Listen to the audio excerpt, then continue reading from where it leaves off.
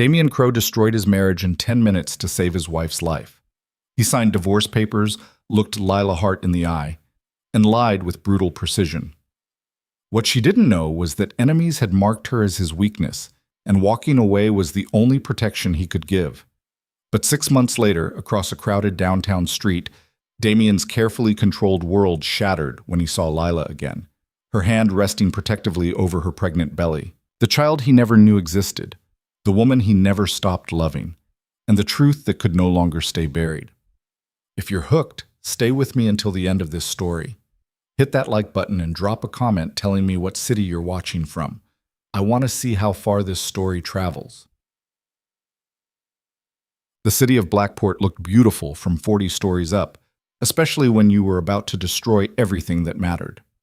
Damien Crowe stood at the floor-to-ceiling windows of the conference room, watching the afternoon sun paint the harbor in shades of copper and gold. Behind him, the room was silent except for the whisper of expensive paper sliding across polished mahogany. He had orchestrated billion-dollar deals in this space, dismantled rival operations with nothing but words and willpower, built an empire that made grown men nervous. But nothing, absolutely nothing, had prepared him for what he was about to do. "Damien?" Lila's voice cut through his thoughts like a blade wrapped in silk. He turned slowly, deliberately, letting his face settle into the mask he'd perfected over 38 years of surviving in a world that ate the weak for breakfast. The woman sitting at the conference table was small-framed and delicate-looking, with dark hair pulled back in a simple ponytail and eyes the color of good whiskey. She wore jeans and a cream sweater, completely out of place in this temple of power and money, and that was exactly what he had always loved about her. Lila Hart had never tried to fit into his world. She had simply existed in it, like light finding its way through cracks. "I'm sorry," Damien said, and even to his own ears his voice sounded like gravel scraping across ice. "I know this seems sudden." Lila's eyes searched his face with an intensity that made his chest tighten. 3 years of marriage, and she could still read him better than anyone had a right to. Almost better. Because if she could truly see inside his head right now, she would know that every word coming out of his mouth was a carefully constructed lie designed to push her away. "Sudden," Lila repeated softly. She looked down at the papers in front of her, divorce documents prepared by the best legal team money could buy, already signed by him, waiting only for her name to make it official. "We had breakfast together this morning. You kissed me goodbye. You told me you loved me." "I know." "And now, 8 hours later, you want a divorce." Damien forced himself to hold her gaze. This was the critical moment. If he flinched, if he showed even a flicker of the agony tearing through him, she would fight.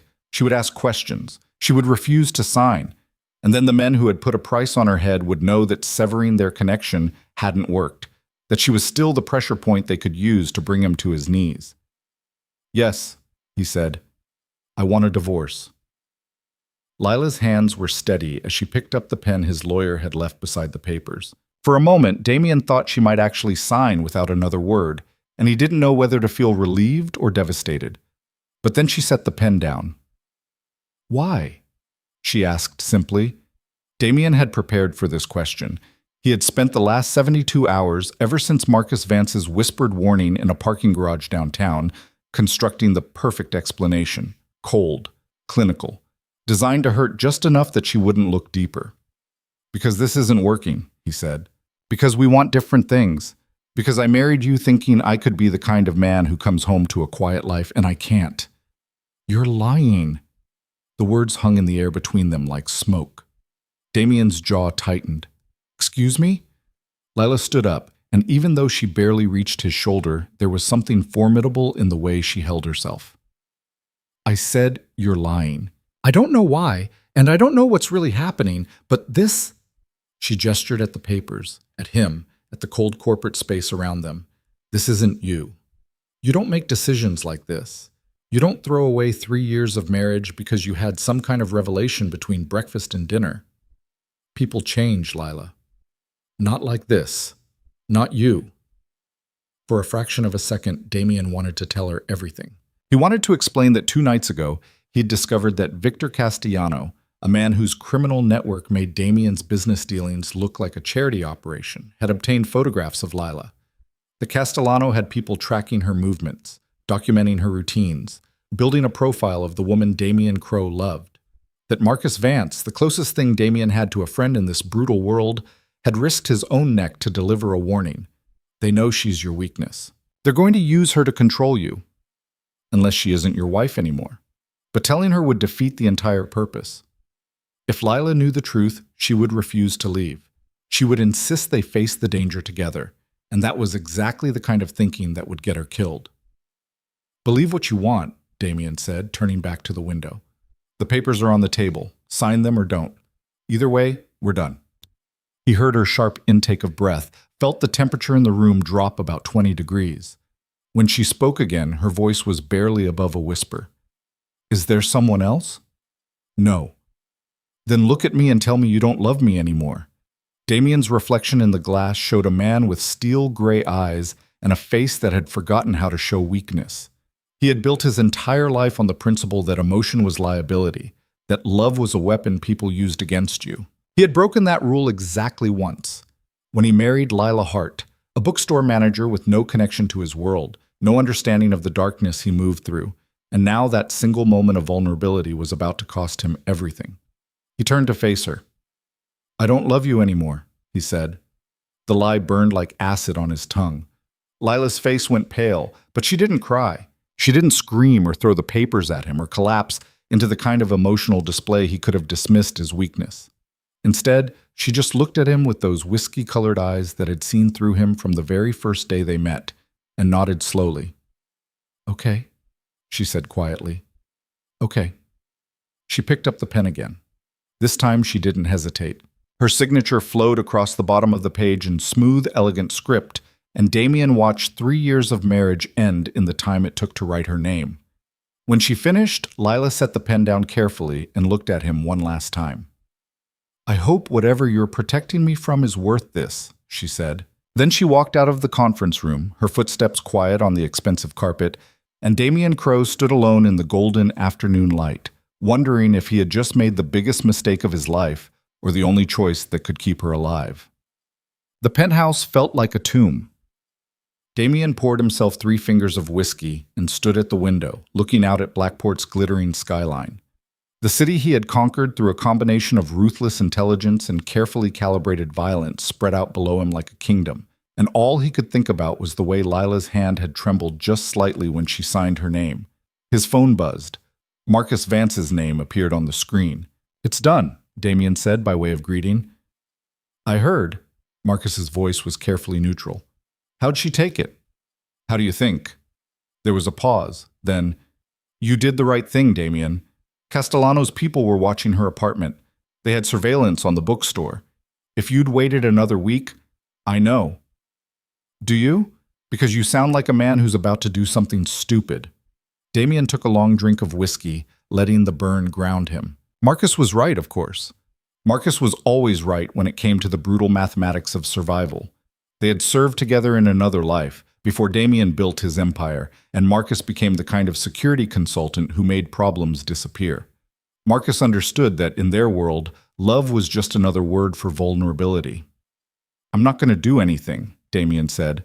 "She's safer this way. That's all that matters."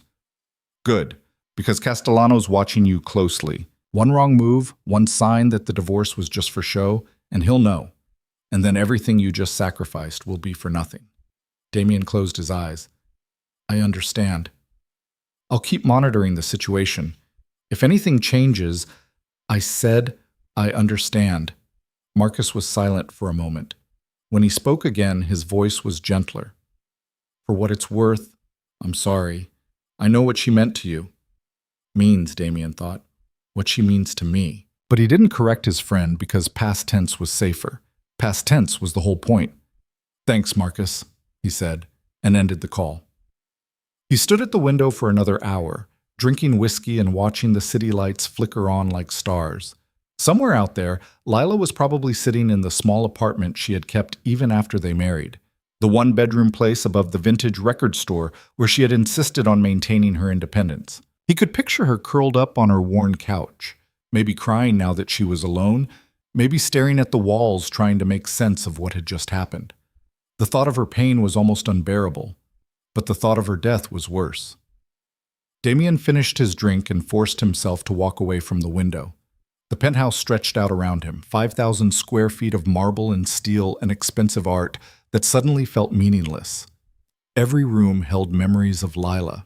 Her laughter in the kitchen when she burned dinner for the third time in a week.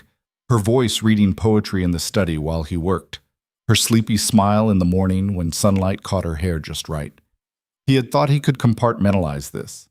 Treat it like a business decision. Execute the plan, accept the consequences, move forward. But standing in their bedroom, his bedroom now, looking at the empty space where her things used to be, Damien realized that some losses couldn't be managed or controlled. Some prices couldn't be calculated in advance. He had just destroyed the only good thing in his life to save it, and he had no idea if he would ever recover. 3 weeks later, Lila Hart discovered she was pregnant. She stood in the bathroom of her apartment, staring at the positive test in her hand, and felt the floor tilt beneath her feet. The timing was cruel in its precision. She had probably conceived just days before Damien signed the divorce papers. While he was planning how to end their marriage, her body was already creating the life they had made together. Lila sat down on the edge of the bathtub and tried to breathe. She had spent the last 3 weeks moving through life like a ghost, going to work at the bookstore, smiling at customers, organizing inventory, pretending that her entire world hadn't collapsed in a glass-walled conference room 40 stories above the city. Her friends had tried to reach out, offering comfort and wine and theories about what had happened, but Lila couldn't explain what she didn't understand herself. Because we want different things. Because I married you thinking I could be the kind of man who comes home to a quiet life. And I can't. I don't love you anymore. The words haunted her. Not because she believed them. She had meant what she said in that conference room about knowing he was lying, but because she couldn't figure out why. Damien was many things. Complicated, guarded, sometimes too controlled for his own good. But he wasn't cruel. He didn't play games with people's hearts, unless something had changed, unless she had been wrong about him all along. Lila looked down at the pregnancy test again. 2 pink lines that represented a future she had never planned for, a complication that defied every careful boundary she and Damien had maintained during their marriage. They had talked about children exactly once, early on, and agreed to wait. His work was demanding and occasionally dangerous. She didn't know details, but she wasn't blind, and she had her own dreams of maybe opening a bookstore someday, expanding beyond managing someone else's inventory. Someday, they had said, when things are more settled. Now someday had arrived without permission, and she was facing it alone. The smart thing would be to call Damien, tell him, let him decide how to handle this. But the memory of his cold eyes and colder words stopped her. He had made his choice. He had walked away. And Lila had enough pride left to know that she wouldn't trap a man with a baby he didn't want, in a marriage he had already ended. She would figure this out herself. The decision made, Lila stood up and threw the pregnancy test in the trash. Then she washed her face, pulled her hair back, and walked into her kitchen to make tea. Like this was just another normal evening in a life that had stopped being normal the moment Damien Crowe told her he didn't love her anymore. But normal lasted exactly 3 more hours. The call came at 11 p.m. Lila was sitting on her couch, halfway through a novel she had been trying to read for days without retaining a single word, when her phone buzzed with an unknown number. She normally didn't answer calls from strangers, but something made her pick up. Hello? Mrs. Crowe? The voice was male, professional, unfamiliar. I apologize for calling so late. My name is Robert Chen. I'm an associate of your husband's, your ex-husband's, and I need to speak with you about a sensitive matter. Lila sat up straighter. What kind of matter? Not over the phone. Could you meet me tomorrow? There's a cafe near your bookstore, Riverside Coffee. I'll be there at noon. I don't understand. What is this about? There was a pause, then, it's about why Damien divorced you, and about the people who are still watching you, even though you're no longer his wife. The line went dead.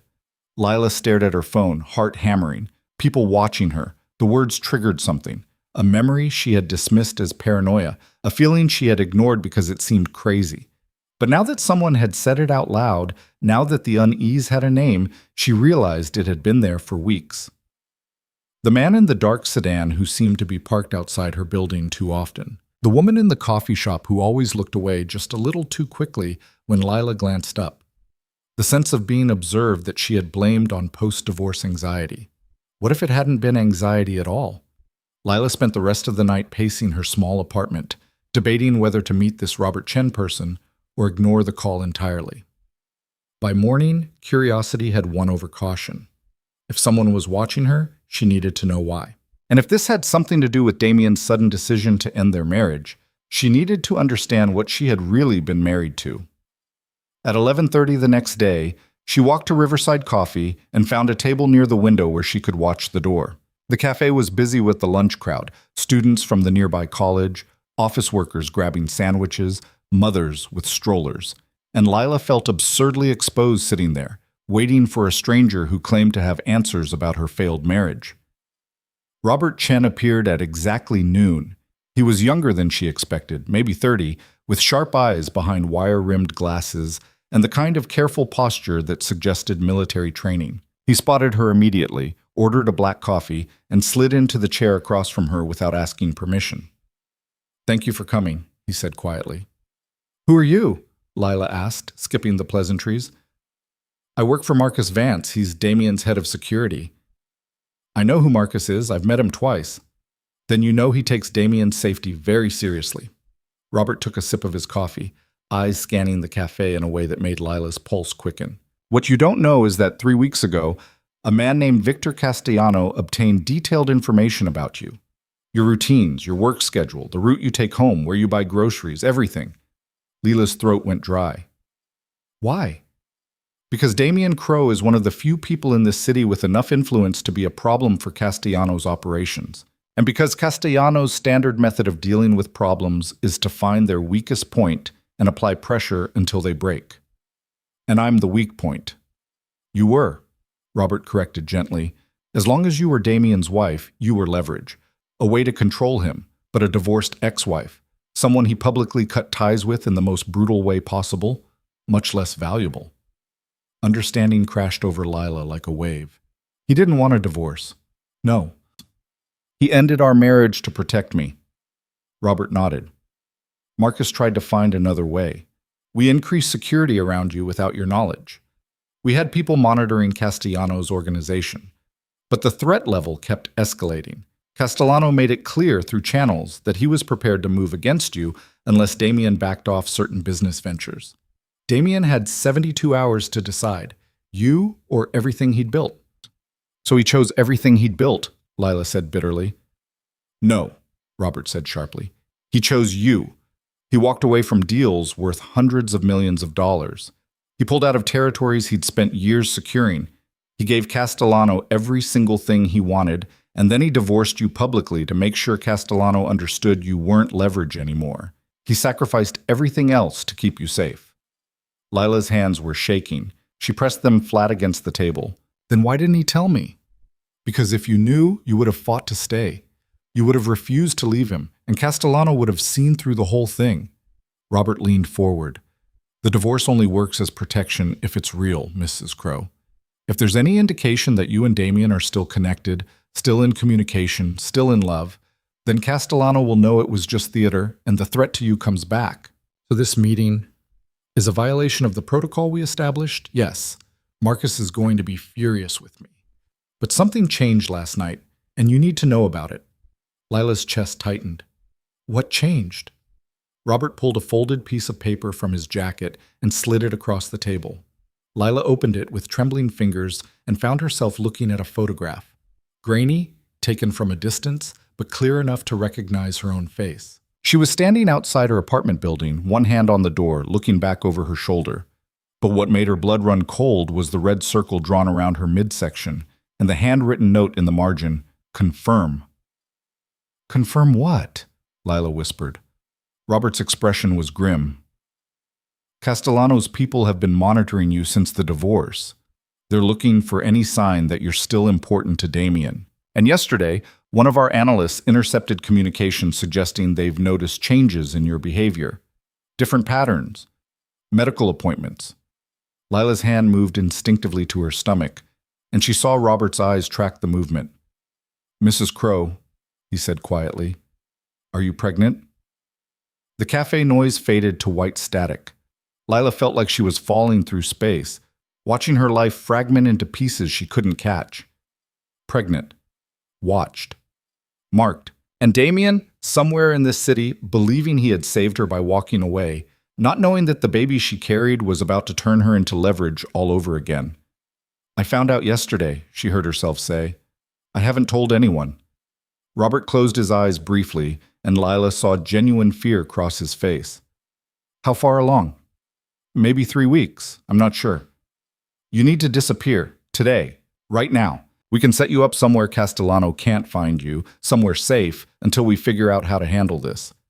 I'm not running. Mrs. Crow, my name is Lila Hart, she said sharply. I'm not Mrs. Crow anymore, remember? That's the whole point. She stood up, legs unsteady but voice firm. Thank you for the warning, but I'm not disappearing, and I'm not putting my life in the hands of Damien's security team. If I'm in danger, then Damien needs to know. If you contact him, Castellano will know. The divorce becomes meaningless. You'll both be targets. Then we'll both be targets, Lila said. But I'm not doing this alone. She walked out of the cafe before Robert could argue, her heart pounding so hard she thought she might be sick. She made it half a block before she had to lean against a building and force herself to breathe. Pregnant, watched, hunted, and the man she loved, the man who had broken her heart to save her life, had no idea that the danger he'd tried to erase was about to come back with a vengeance.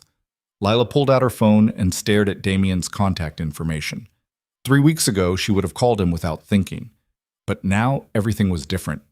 Now she understood that the cold stranger in the conference room had been a performance, that the man who told her he didn't love her had been lying to protect her. Now she knew the truth. And the truth was that loving Damien Crow had always been dangerous. The only question was whether she was brave enough to face that danger instead of running from it. Lila's thumb hovered over Damien's name for a long moment. Then she lowered the phone and made a different decision, one that would either save them both or destroy everything that remained.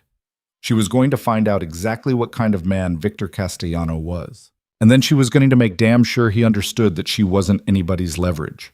Not anymore. Finding Victor Castellano turned out to be easier than Lila expected, which should have been her first warning.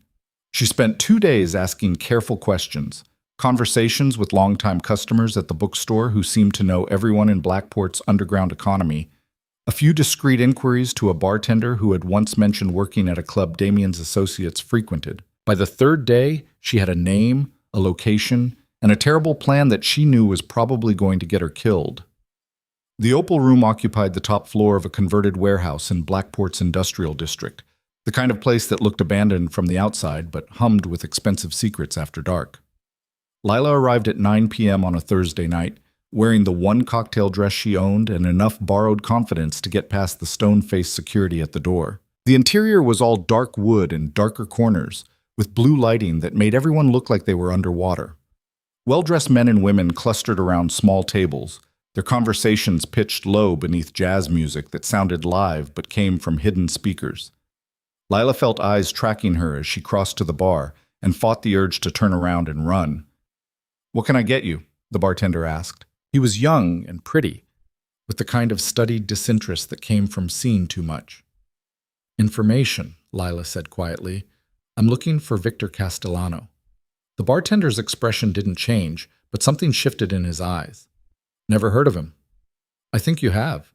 Lila pulled out $500 in cash, money she had withdrawn that morning from the emergency fund she'd been building since college, and laid it on the bar. "I need 5 minutes of his time, that's all." "Lady, I don't know what you think happens here, but tell him Lila Hart wants to discuss Damien Crow," she interrupted. "Tell him I'm Damien's ex-wife, and I have information he'll want to hear. 5 minutes, please." The bartender looked at her for a long moment, then at the money, then back at her face. Whatever he saw there made him pick up the cash and disappear through a door behind the bar. Lila waited, heart hammering, wondering if she had just made a catastrophic mistake or the only choice that made sense. 3 minutes later, a woman appeared at Lila's elbow. She was tall and striking, with silver hair cut sharp as a blade and eyes that could have stripped paint off walls. She wore a black suit that probably cost more than Lila made in a month, and moved with the kind of predatory grace that made people step aside without realizing why. "Mrs. Crow," the woman said. It wasn't a question. "Ms. Hart," Lila corrected. "I'm divorced. So I heard. I'm Elena Castellano, Victor's sister and business partner. She gestured toward a private booth in the back corner. Walk with me. Lila followed, acutely aware of the attention they were drawing. Elena moved through the crowd like royalty, and conversations paused in her wake. When they reached the booth, a man was already waiting.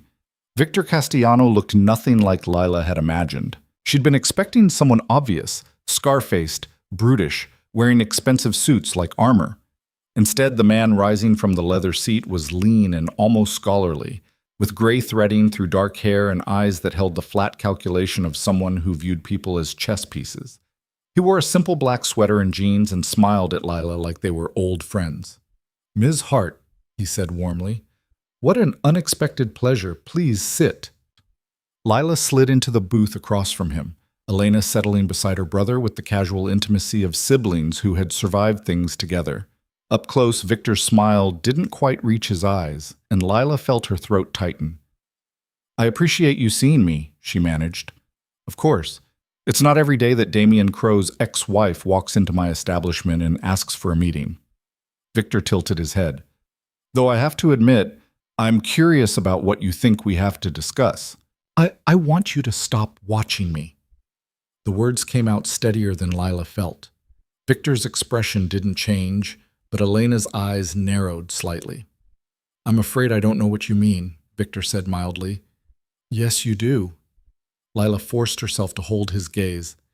"I know you had people following me, taking photographs, documenting my life. I know you used me as leverage against Damien, and I know that's why he divorced me. To take away your power over him." Fascinating theory," Victor murmured.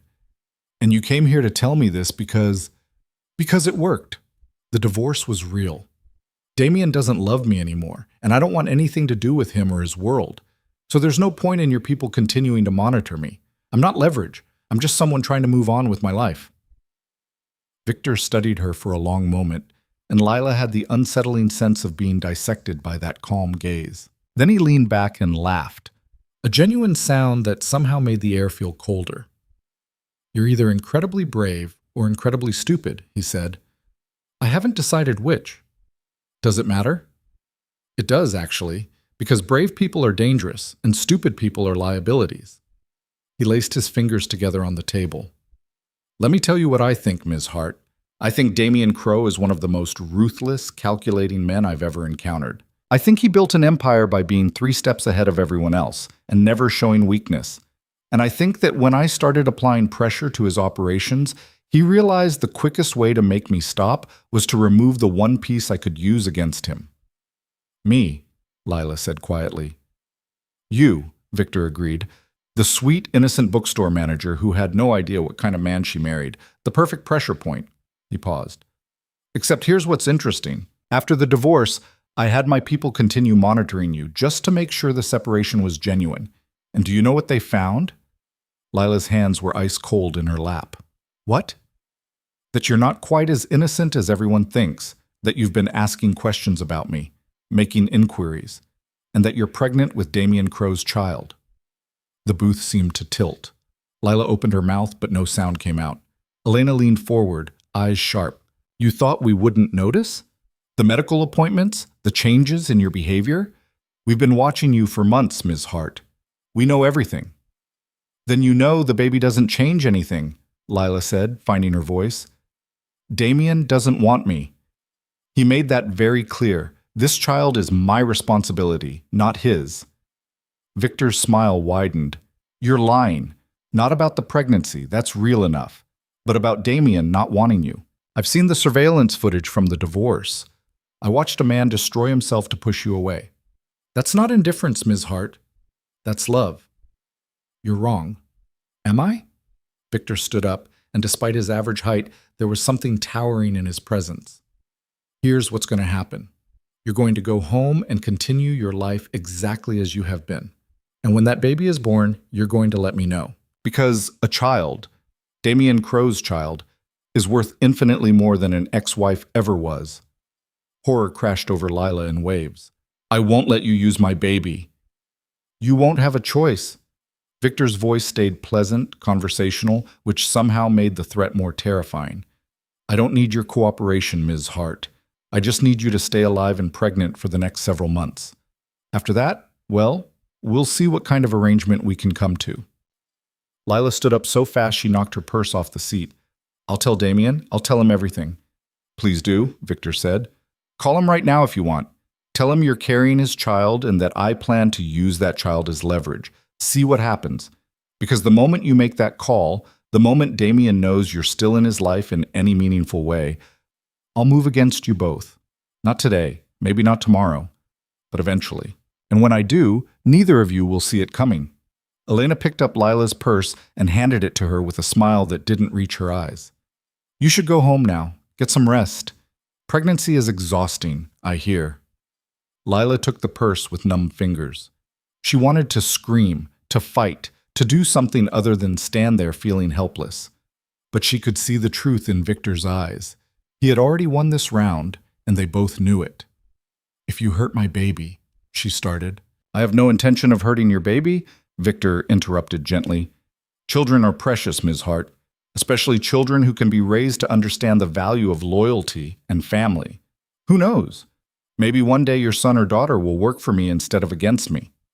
The casual horror of that statement sent Lila stumbling backward. She turned and walked out of the booth, through the club, past the bar, where the pretty bartender wouldn't meet her eyes. She made it outside before her legs gave out, and she ended up sitting on the curb in her cocktail dress, gasping for air. A black sedan pulled up. For a terrified moment, Lila thought it was Castellano's people coming to take her somewhere. Then the passenger window rolled down and she saw Robert Chen's concerned face. "Get in," he said. "Marcus has been tracking your phone. We've been outside this whole time." Lila climbed into the car on shaking legs. Robert handed her a bottle of water and waited while she drank half of it in desperate gulps. "That was incredibly stupid," he said finally. "I know. You could have gotten yourself killed. I know. Marcus is going to lose his mind when I tell him what you did. I don't care." Lila set the water bottle down and looked at Robert. "Castellano knows about the baby. He's planning to use it against Damien, which means the divorce accomplished exactly nothing, and I need to talk to my ex-husband before this gets any worse." Robert's jaw tightened. "If you contact Damien, Castellano already knows the divorce was fake. He said it himself. He watched the surveillance footage. He knows Damien still loves me." Lila's voice cracked. "So, what's the point of staying away? What's the point of any of this if the protection was always an illusion?" Robert was quiet for a long moment. Then he pulled out his phone and made a call.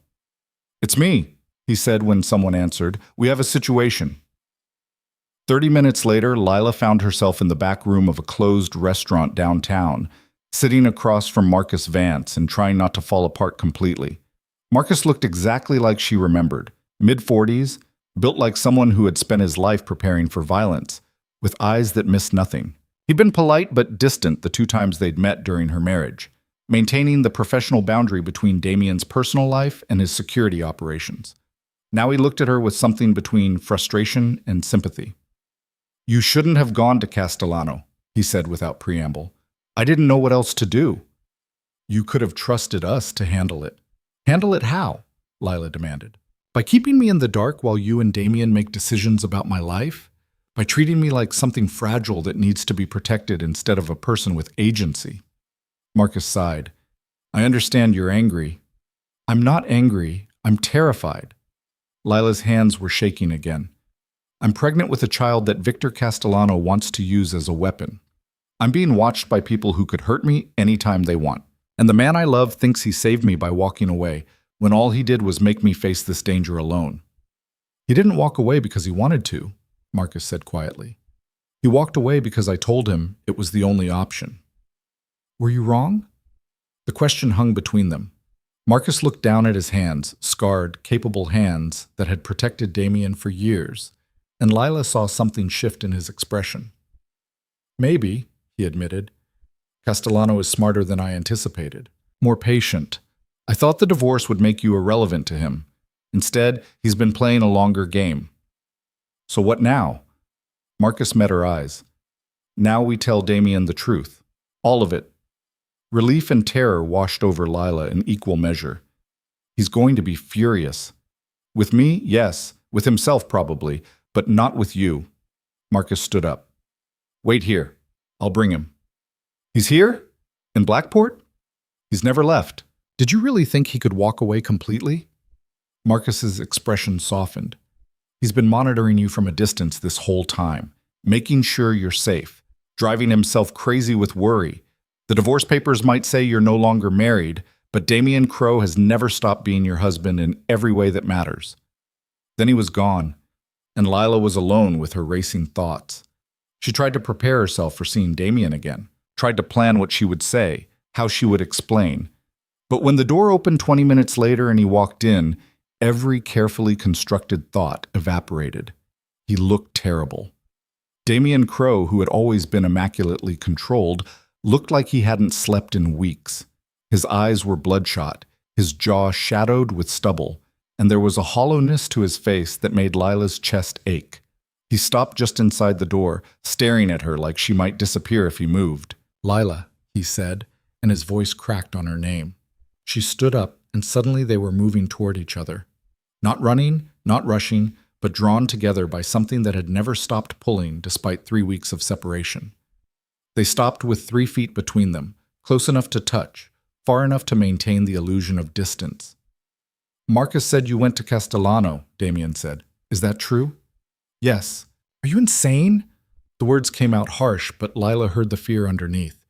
"He could have killed you. He could have—" Damien stopped, pressing his palms against his eyes. "What were you thinking?" "I was thinking that I was tired of being treated like a pawn," Lila said. "Tired of men making decisions about my safety without asking what I wanted. Tired of being protected from a distance by someone who claimed not to love me anymore." Damien's hands dropped. "I never claimed that." "You said it. In the conference room. You looked me in the eyes and told me you didn't love me." "I lied." "I know." Lila took a breath. "I know everything now, Damien, about Castellanos' threats, about why you divorced me, about how you sacrificed your business to keep me safe. Marcus explained it all." "Then you understand why we can't be together," Damien said roughly. "Why staying away from you is the only thing keeping you alive. Except it's not working. Castellano knows the divorce was fake. He knows you still love me. And he knows—" Lila's voice caught. "He knows I'm pregnant." Damien went absolutely still. The color drained from his face, and for a moment Lila thought he might collapse. "What?" he whispered. "I'm pregnant. About 3 weeks. I found out the day after Robert Chen warned me about Castellano's surveillance." Lila wrapped her arms around herself. "I wasn't going to tell you. I thought if you didn't know, if you could just move on, then maybe the divorce would work the way you planned. But Castellano's people figured it out. They've been watching me, documenting everything, and now he's planning to use our baby as leverage against you." Damien crossed the distance between them in 2 strides and pulled her into his arms. The embrace was desperate, fierce, and Lila felt 3 weeks of control shatter as he buried his face in her hair. His whole body was shaking, and she realized with shock that he was crying, silent, wrenching sobs that he muffled against her shoulder. "I'm sorry," he choked out. "I'm so sorry. I thought I was protecting you. I thought if I just stayed away, if I made the sacrifice clean, you'd be safe.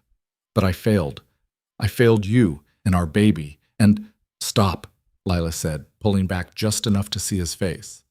Tears were streaming down his cheeks, and the sight broke something open in her chest. "Stop apologizing. You did what you thought was right. We both did.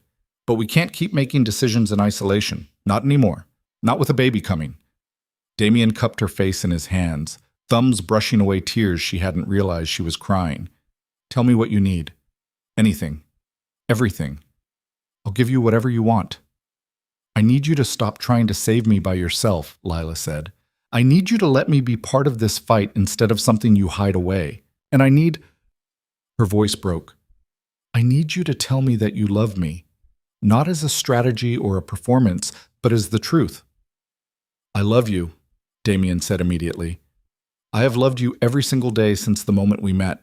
Divorcing you nearly destroyed me. Watching you walk out of that conference room was the hardest thing I've ever done. And knowing you've been carrying our child while I stayed away, thinking I was protecting you—" He pressed his forehead against hers. "I love you, Lila Hart. I never stopped. I never will." Lila kissed him then, pouring 3 weeks of pain and longing into the connection. Damien kissed her back like he was drowning, and she was air, his hands gentle on her face despite the intensity of his grip. When they finally broke apart, both breathing hard, the world felt simultaneously more dangerous and more right than it had in weeks. "So what now?" Lila whispered. "How do we fight someone like Castellano?"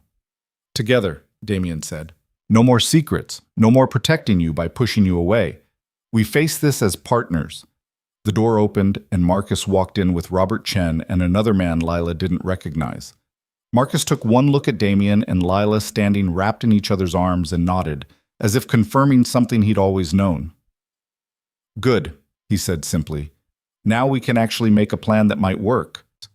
They spent the next 2 hours mapping out Castellano's operation, identifying weaknesses, and building a strategy that made Lila's head spin.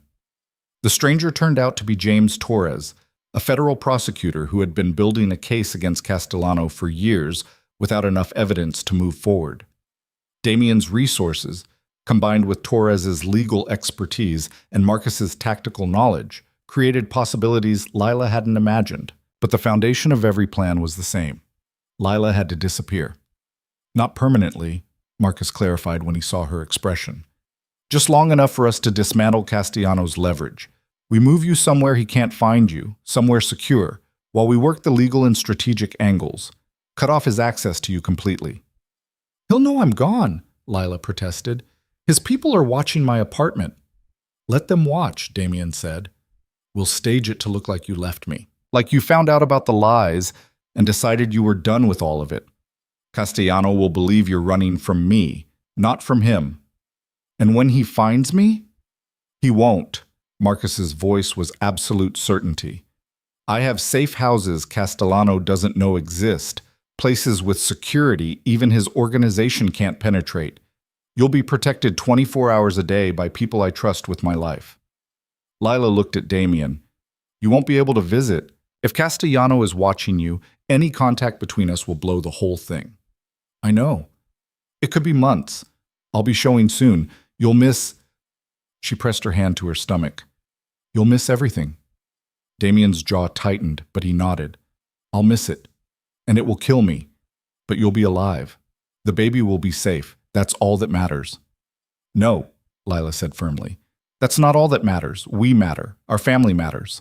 And I'm not going into hiding unless we have a real plan to end this, not just survive it." Torres leaned forward. "We do. Castellano's organization is built on intimidation and leverage, but it's also built on illegal financial networks, money laundering, offshore accounts, shell corporations. If we can expose the financial infrastructure, the whole operation collapses. But we need time to gather evidence, time to build an airtight case, time that we won't have if he's actively threatening you." "How long?" Lila asked. 4 months? Maybe 5. Lila calculated quickly. 4 months would take her well into her second trimester. She'd be showing, possibly feeling the baby move, going through all the milestones she'd imagined sharing with Damien, except completely alone, but alive. And so would their child. "Okay," she said quietly. "I'll do it." Damien pulled her close again, and Lila felt his heart hammering against her cheek. They stayed like that while Marcus and Torres worked out the logistics of her disappearance. The cover story, the timeline, the security protocols. Robert would handle the actual extraction, moving her in the middle of the night to eliminate surveillance risk. She'd have 48 hours to settle into the safe house before Marcus's team began the systematic dismantling of everything Castellano had built. "There's one more thing," Torres said as the meeting wound down. "Castellano needs to believe you're genuinely running, which means, Damien, you need to look devastated, publicly. Let people see that Lila leaving destroyed you." "That won't be hard," Damien said quietly. "It will destroy me." Lila spent her last night in Blackport lying in Damien's arms in the safe house Marcus had secured for their reunion, memorizing the sound of his heartbeat and the feel of his hands on her skin. They didn't sleep. They talked about the baby, names they liked, hopes they had, fears they couldn't quite voice. Damien placed his hand over her stomach, even though there was nothing to feel yet, and promised their child that he would build a world safe enough to grow up in. "I'll come back," Lila whispered as dawn started breaking through the windows. "No matter how long it takes, no matter what happens, I'll come back to you." "I know," Damien said, but his eyes were wet when he kissed her goodbye. Robert came at 6 a.m. Lila grabbed the single bag she'd been allowed to pack and walked out of the safe house without looking back, because she knew if she turned around, she wouldn't be able to leave. The safe house Marcus had arranged was 3 hours north, tucked into mountains that made Blackport feel like another world entirely. It was comfortable, more than comfortable actually, with modern amenities and stunning views and everything Lila could need for an extended stay. There was a medical team on call, security that made Fort Knox look casual, and even a small library that someone had stocked with books from her favorite genres. But it was still a prison, and Lila was still alone. She settled into a routine. Morning walks around the secured property, afternoons reading or talking to the doctor about prenatal care, evenings watching the sun set over mountains that were beautiful and empty and nothing like home. Marcus called once a week with carefully worded updates that told her nothing concrete and everything important. They were making progress. Castellano was getting nervous. Damien was holding together. Barely. At 12 weeks, Lila had her first ultrasound in the safe house's private medical suite. The doctor moved the wand over her belly, and suddenly there was a heartbeat, fast and strong and impossibly real. Lila stared at the screen, watching the tiny shape that was her baby, and felt tears streaming down her face. "Would you like me to record this?" the doctor asked gently. "We could send it to the baby's father." Lila almost said yes. Almost broke protocol right there because the thought of Damien seeing this, hearing this, was overwhelming. But then she remembered Castellanos' flat eyes and calculated threats and shook her head. "Not yet," she whispered. "Soon, but not yet." At 16 weeks, she started showing. Not much, just a slight curve to her stomach that she could still hide under loose clothing. But it was visible enough that she spent long minutes every day standing in front of the mirror, running her hands over the evidence of the life growing inside her and wondering if Damien would recognize her when this was finally over. The updates from Marcus became more frequent. Torres had found cracks in Castellanos' financial network. Federal agents were building cases against his associates. The organization was fracturing under pressure, and Victor Castellano was making mistakes. But he still didn't know where Lila was. At 20 weeks, the baby started moving. Lila was reading on the couch when she felt it. A flutter so faint she almost dismissed it as imagination. Then it came again, stronger this time, and she gasped out loud. The security guard stationed by her door looked up in alarm. "I'm fine," Lila managed. The baby just moved." The guard smiled, and Lila saw something soften in his professional demeanor. "That's wonderful, ma'am." It was wonderful, and it was devastating, because the one person who should have been there to feel this miracle was 3 hours away, pretending he didn't care that she was gone, fighting a war designed to bring her home. That night, Lila broke protocol. She used the encrypted phone Marcus had given her for emergencies only, and she sent a single message to the number she wasn't supposed to contact. "The baby moved today. I wish you could have felt it." The response came 30 seconds later, and Lila could practically hear Damien's voice breaking. "I wish that too. Every single day. I love you both so much." She stared at the words until they blurred, then deleted the entire conversation and turned off the phone. 3 more weeks, Marcus had said in his last update. 3 more weeks and they'd have everything they needed to move against Castellano. 3 more weeks and she could go home. Lila pressed her hand to her stomach, feeling the baby moving beneath her palm, and counted down the days. 3 weeks turned into 3 days, and everything went wrong at once.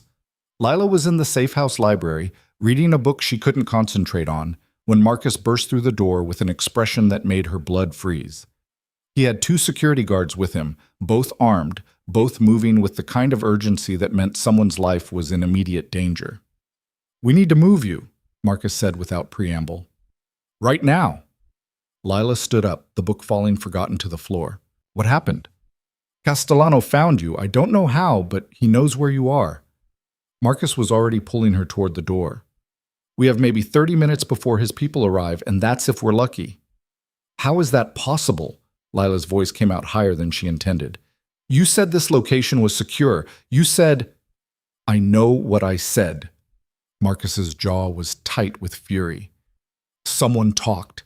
Someone in my own organization sold us out, and I'm going to find out who. But right now, the only thing that matters is getting you somewhere Castellano can't reach. They moved through the safe house at a near run, grabbing the emergency bag that had been packed and ready since Lila's arrival. Outside, a black SUV waited with its engine already running. Marcus practically lifted Lila into the back seat, then climbed in beside her as the driver peeled out of the driveway with enough force to throw them both against the seats. "Where are we going?" Lila asked, one hand pressed protectively over her stomach. "Blackport." "That's insane. Castellano owns half of Blackport. You said bringing me back there would be suicide." "It would have been, but things have changed." Marcus pulled out his phone and made a call. "We're mobile. ETA, 90 minutes. Is Damien ready?"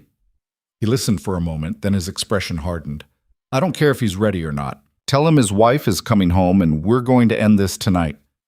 The drive back to Blackport was the longest 90 minutes of Lila's life. Marcus spent most of it on the phone, coordinating with what sounded like a small army. The fragments of conversation Lila caught painted a picture of controlled chaos, federal agents moving into position, Torres securing warrants, Damien pulling together every resource he had for what Marcus kept calling the end game. "What's the plan?" Lila finally asked when Marcus ended yet another call. He looked at her, and something in his expression reminded Lila that before Marcus Vance became Damien's head of security, he'd been a soldier who survived things most people didn't come back from. "The plan is we stop running," he said quietly. "Castellano has been hunting you for months because he thinks you're Damien's weakness.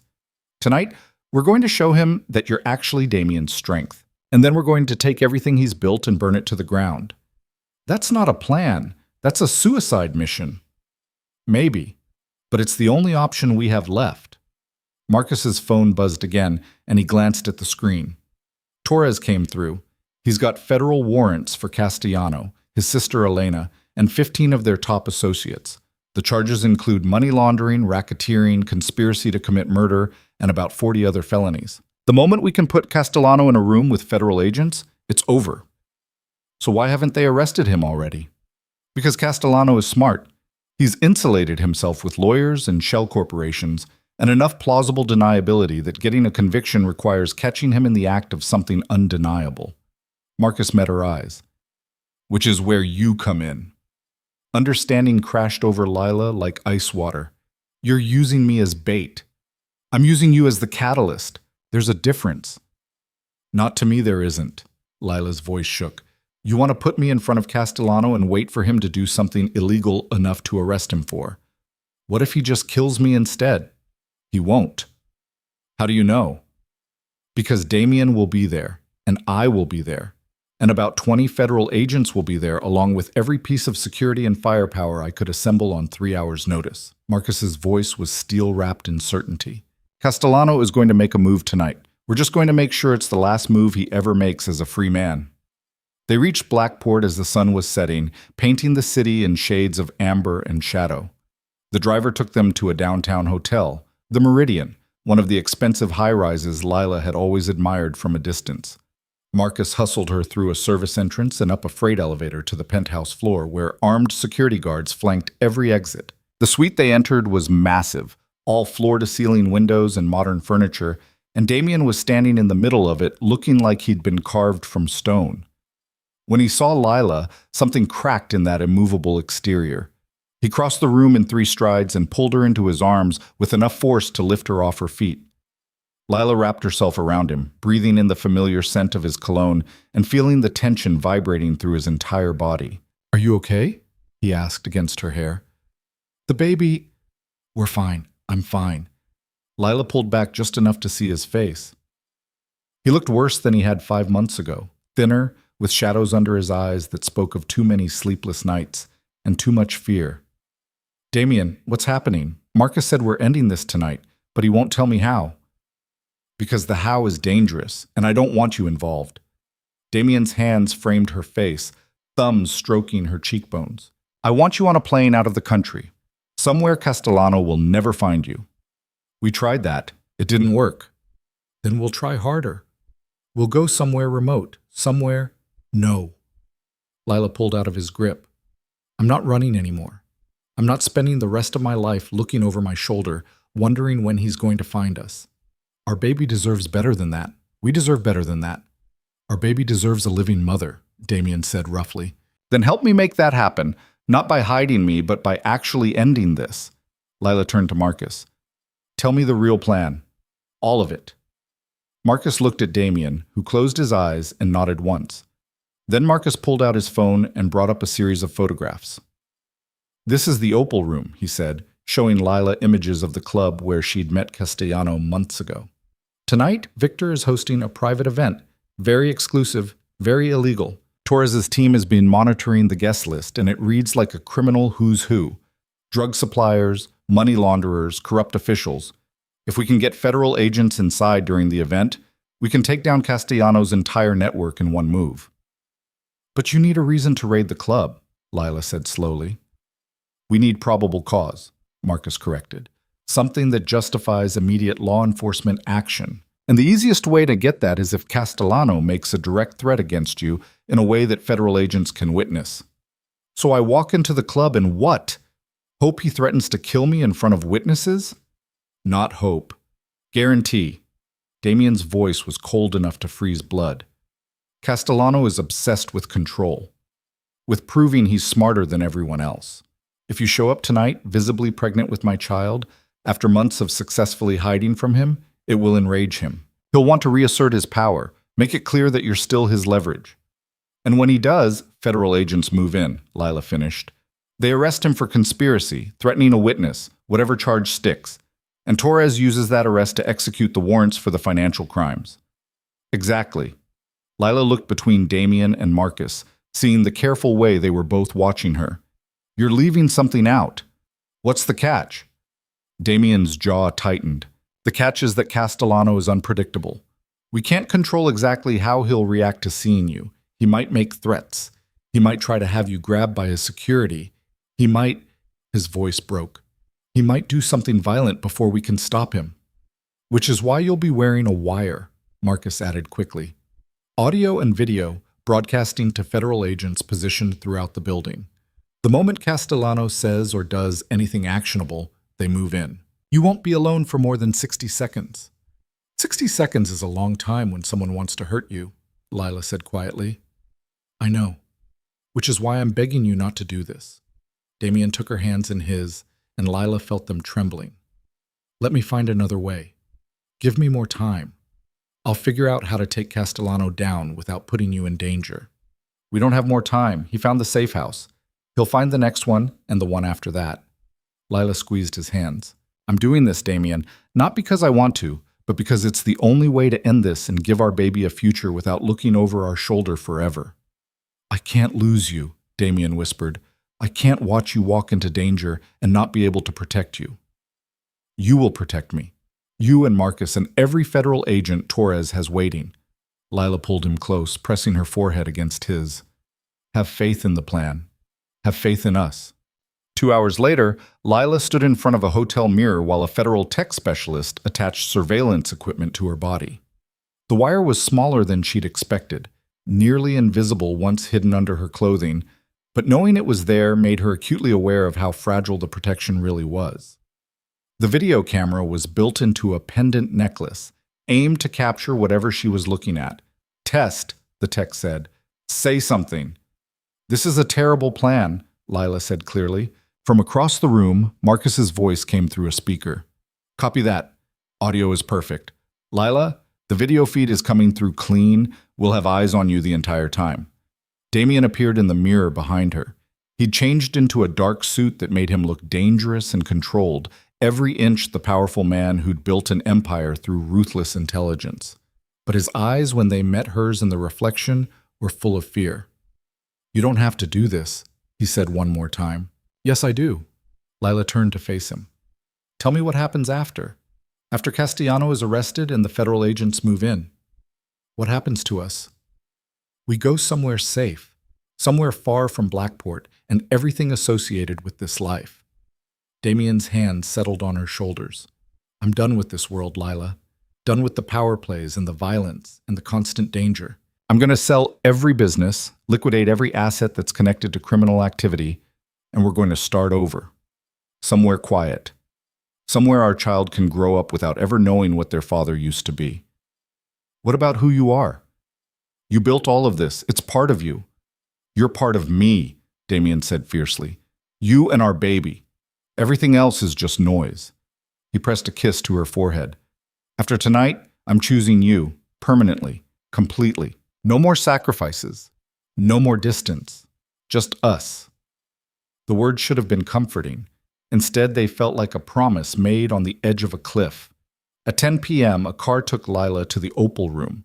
Damien wanted to come, but Marcus had vetoed it immediately. Castellano couldn't know they were working together, couldn't see any sign that the divorce had been staged.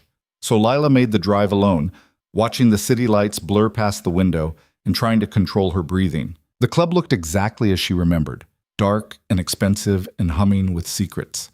But tonight, knowing that federal agents were scattered throughout the crowd, Lila looked at the other patrons differently. Were they criminals like Castellano, or undercover law enforcement waiting for the signal to move? The same pretty bartender from months ago spotted her immediately. His eyes widened in recognition, and he reached for a phone. Lila waited, heart pounding, while he made a quick call. Then he gestured toward the back of the club. "Mr. Castellano is expecting you," he said. Of course he was. Lila walked through the crowd on legs that felt disconnected from her body. The private booth in the back corner was occupied, and as she got closer, she saw Victor Castellano sitting in exactly the same spot as their first meeting. Elena was beside him, and both siblings watched Lila approach with expressions that sent ice down her spine. "Ms. Hart," Victor said, standing, "what an unexpected pleasure. Please, sit." Lila slid into the booth across from them. Up close, she could see the calculation in Victor's eyes, the way he was cataloging every detail of her appearance. His gaze dropped to her stomach, visible now under the fitted dress Marcus had insisted she wear, and something shifted in his expression. "You've been busy," he said mildly. 5 months in hiding. Very impressive. I have to admit, I underestimated Marcus Vance's ability to make people disappear. "I wasn't hiding from you," Lila lied. "I was hiding from Damien, from this entire world. I wanted nothing to do with any of it. And yet here you are," Elena leaned forward, "back in Blackport, in our club, wearing surveillance equipment that's currently broadcasting this conversation to federal agents." Lila's blood turned to ice. "I don't know what you're talking about. Please." Victor's smile was razor sharp. "Did you really think we wouldn't check? The moment you walked through that door, our security scanned you for weapons, tracking devices, and recording equipment.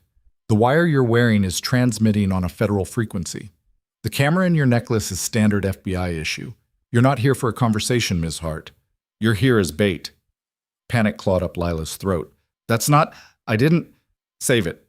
Victor gestured, and 2 large men appeared from the shadows behind the booth. "Take her to the back office. Make sure she stays comfortable while we have a conversation with the federal agents who thought they could raid my establishment." The men reached for Lila, and she tried to stand, tried to run, but they were faster. Strong hands gripped her arms, and suddenly she was being hauled out of the booth and toward a door marked private. "Let me go!" Lila struggled and felt the wire shift under her clothing. "You can't... This is assault. This is kidnapping." "This is a private business owner removing a trespasser," Elena said calmly, following them. "The federal agents can try to make it something else, but by the time they get a warrant to search the private areas of this club, you'll be long gone." They shoved Lila into an office, small, windowless, with concrete walls that looked soundproof. One of the men pushed her into a chair while the other locked the door. Elena stood over her, arms crossed. "Here's what's going to happen," Elena said. "We're going to wait until the federal agents realize their bait has been compromised. Then we're going to negotiate. They leave my brother alone, drop whatever charges they think they can make stick, and we return you unharmed. Everyone goes home happy." "They won't negotiate with you," Lila said, trying to sound braver than she felt. "You're going to federal prison no matter what." "Maybe, but you'll be dead long before that happens." Elena pulled out a gun, small, efficient, terrifying, and set it on the desk. "I don't particularly want to kill a pregnant woman. It's messy and morally complicated. But I will if the alternative is spending the rest of my life in a cell. So I suggest you pray that your federal friends are more interested in your safety than in arresting my brother." The door burst open. Marcus Vance came through it like a force of nature. Moving so fast, Lila barely tracked the motion. He had the first guard down in seconds, then turned on the second with brutal efficiency. Elena reached for the gun, but Marcus was faster. He kicked it off the desk and had Elena pinned against the wall before she could blink. "Federal agents are sweeping the building right now," Marcus said, his voice deadly calm. "Castellano is in custody. Your security team is in custody. Every single person in this club who's part of your operation is going to federal prison. It's over, Elena." "Where's Lila?" Damien's voice came from the doorway, and then he was there, scanning the room until his eyes found her. The relief on his face was so intense it almost hurt to look at. "Are you okay? Did they hurt you?" "I'm fine," Lila managed. "They knew about the wire. They knew everything." "Because we let them know," Marcus said.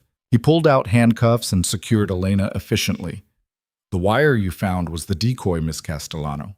The real surveillance equipment has been broadcasting from Lila's shoes this entire time. We have every word you said on record, including multiple threats and an attempted kidnapping." Elena's face went white. "That's entrapment." "That's evidence." Marcus hauled her to her feet. "And it's more than enough to put you away for 20 years. More federal agents poured into the room, taking custody of Elena and the guards. One of them, a woman in her 50s with sharp eyes and the unmistakable bearing of someone in charge, approached Lila. "Ms. Hart, I'm Agent Sarah Chen. Are you injured? Do you need medical attention?" "I'm okay," Lila said, though she was shaking so hard her teeth chattered. "The baby?" "We have paramedics standing by. They'll check you out and make sure everything's fine." Agent Chen's expression softened. "You were very brave tonight. The testimony and evidence you helped us gather is going to take down one of the most dangerous criminal organizations on the East Coast." Damien helped Lila to her feet, keeping one arm wrapped protectively around her waist. "What happens now?" "Now we process arrests, secure evidence, and begin building the prosecution's case." Agent Chen gestured toward the door. "You're free to go. We'll need Ms. Hart to give a formal statement tomorrow, but tonight, get her somewhere safe and let her rest." They left the Opal room through a side exit, avoiding the chaos of federal agents and arrested criminals filling the main club. Outside, the night air felt impossibly clean after the stale atmosphere of the office. Lila took a deep breath and felt the adrenaline finally start to drain from her system. "It's really over?" she asked. "It's really over," Marcus confirmed. "Castellano is going to spend the rest of his life in federal prison. His organization is dismantled. And you," he looked at Damien, "you're finally free." Damien pulled Lila closer. "We're free." The drive back to the hotel passed in a blur of exhaustion and relief. By the time they reached the penthouse suite, Lila could barely keep her eyes open. The paramedics were waiting, and they checked her vital signs and did a quick ultrasound that confirmed the baby was fine. Heartbeat strong, no signs of distress. "You should rest," the lead paramedic said. "The stress you've been under isn't good for the pregnancy. Take it easy for the next few days." After everyone left, Lila found herself alone with Damien for the first time in 5 months. They stood in the middle of the suite, looking at each other, and suddenly everything that had been held back by fear and distance came flooding through. Damien moved first, crossing to her and dropping to his knees. He pressed his face against her stomach, arms wrapping around her waist, and Lila felt wetness seeping through her dress. "I'm sorry," he whispered. "I'm so sorry for everything. For the divorce, for the lies, for making you face danger alone. I thought I was protecting you, but all I did was hurt you." Lila ran her fingers through his hair. "You did protect me. Maybe not the way either of us wanted, but you kept me alive. You kept our baby safe. That's what matters." "I missed so much." Damien's voice cracked. 5 months of your pregnancy, feeling the baby move, all of it. I'll never get that time back." "No," Lila agreed. "But you're here now, and we have the rest of our lives to make new memories." Damien stood up and kissed her, soft at first, then deeper, with 5 months of longing poured into the connection. When they finally broke apart, both breathing hard, he rested his forehead against hers. "Marry me again," he said, "not because of danger or protection or strategy, just because I love you and I want to spend every day for the rest of my life proving it." "We're already married," Lila pointed out, smiling despite the tears streaming down her face. The divorce went through. Legally, we're strangers. Damien pulled a small box from his pocket and opened it, revealing a ring that caught the light like captured stars. So marry me again, this time with no secrets, no lies, just us choosing each other because we can't imagine a future any other way. Lila looked at the ring, then at Damien's face, exhausted and hopeful and more vulnerable than she'd ever seen him. Yes, she whispered. Yes, I'll marry you again. He slipped the ring onto her finger, and it fit perfectly. Then he kissed her again, and Lila felt the last pieces of fear finally start to dissolve. Later, lying in bed with Damien's hand resting on her stomach and the baby moving beneath his palm, Lila allowed herself to believe that maybe, finally, they were safe. That maybe the worst was behind them, and the future could actually be the quiet, normal life they'd both dreamed of. But somewhere across the city, in a federal holding cell, Victor Castellano sat in the darkness and made his own plans. Plans that didn't involve prison. Plans that involved revenge. And in Blackport, where power and violence had always been two sides of the same coin, the game was never truly over until someone was dead. The warning came at 3 a.m, 6 days after Castellano's arrest. Lila woke to the sound of Damien's phone buzzing insistently on the nightstand. She felt him tense beside her, then heard his sharp intake of breath as he read whatever message had just arrived. When he spoke, his voice was carefully controlled in a way that made her stomach drop. We need to move, right now. Lila sat up, still fuzzy with sleep. What's happening? Marcus just got word from his contact in the federal system. Castellano made bail 2 hours ago. The words didn't make sense at first. Lila's brain couldn't reconcile them with what Agent Chen had told them. That Castellano would be held without bail, that the charges were too serious, that he'd never see freedom again. That's impossible, she said. They told us he couldn't get bail. The charges, his lawyers found a judge willing to set bail at $50 million. Castellano posted it immediately. Damien was already out of bed, pulling on clothes with military efficiency. He's out, Lila, and the first thing he's going to do is come after us. Lila's hand went automatically to her stomach, where the baby was sleeping peacefully, unaware that the danger they'd thought was over had just come roaring back. She was 6 months pregnant now, visibly and undeniably carrying Damien's child, and the vulnerability of that reality hit her like a physical blow. Where do we go? She asked, forcing herself to stay calm. Marcus has a boat waiting at the harbor. We're leaving Blackport, leaving the country if we have to. Damien tossed her a bag that had apparently been packed and ready for exactly this scenario. Get dressed. We have maybe 10 minutes before... The window exploded inward. Glass shattered across the bedroom in a spray of glittering shards, and Lila screamed as Damien threw himself over her, shielding her body with his own. Through the broken window came a canister that bounced once on the floor before releasing thick gray smoke. Lila's eyes started burning immediately, her throat closing as she tried to breathe. Gas! Damien choked out.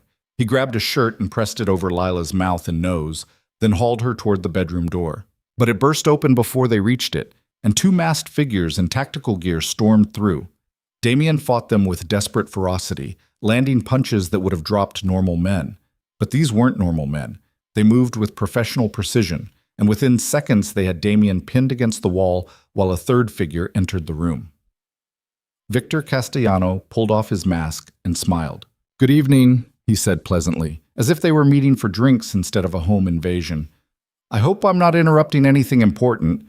Let her go, Damien snarled, still struggling against the men holding him. This is between you and me. Lila has nothing to do with it. On the contrary, Lila has everything to do with it. Castellano approached her, and Lila tried to back away, but her legs hit the bed, and she had nowhere else to go. You cost me my organization, Ms. Hart, my freedom. My sister is facing 30 years in federal prison because of the testimony you provided. That kind of damage requires compensation. What do you want? Lila's voice came out steadier than she felt. Justice. Symmetry. You took something precious from me, so I'm going to take something precious from you. Castellano's gaze dropped to her stomach. An eye for an eye, as they say. Pure terror flooded through Lila. No, please, the baby didn't do anything to you. This isn't... Relax, Castellano interrupted. I'm not a monster. I'm not going to hurt a child. He pulled out a gun and pointed it at Damien instead. But I'm going to make Damien Crowe watch everything he loves burn before I kill him, starting with the illusion that he can protect you. Victor, don't do this, Damien said, and Lila heard genuine fear in his voice for the first time. You want revenge? Take it out on me. Torture me. Kill me. Whatever you need. But leave her alone, please. Begging doesn't suit you. Castellano cocked the gun. Here's what's going to happen. My men are going to take Lila somewhere secure. Somewhere you'll never find her.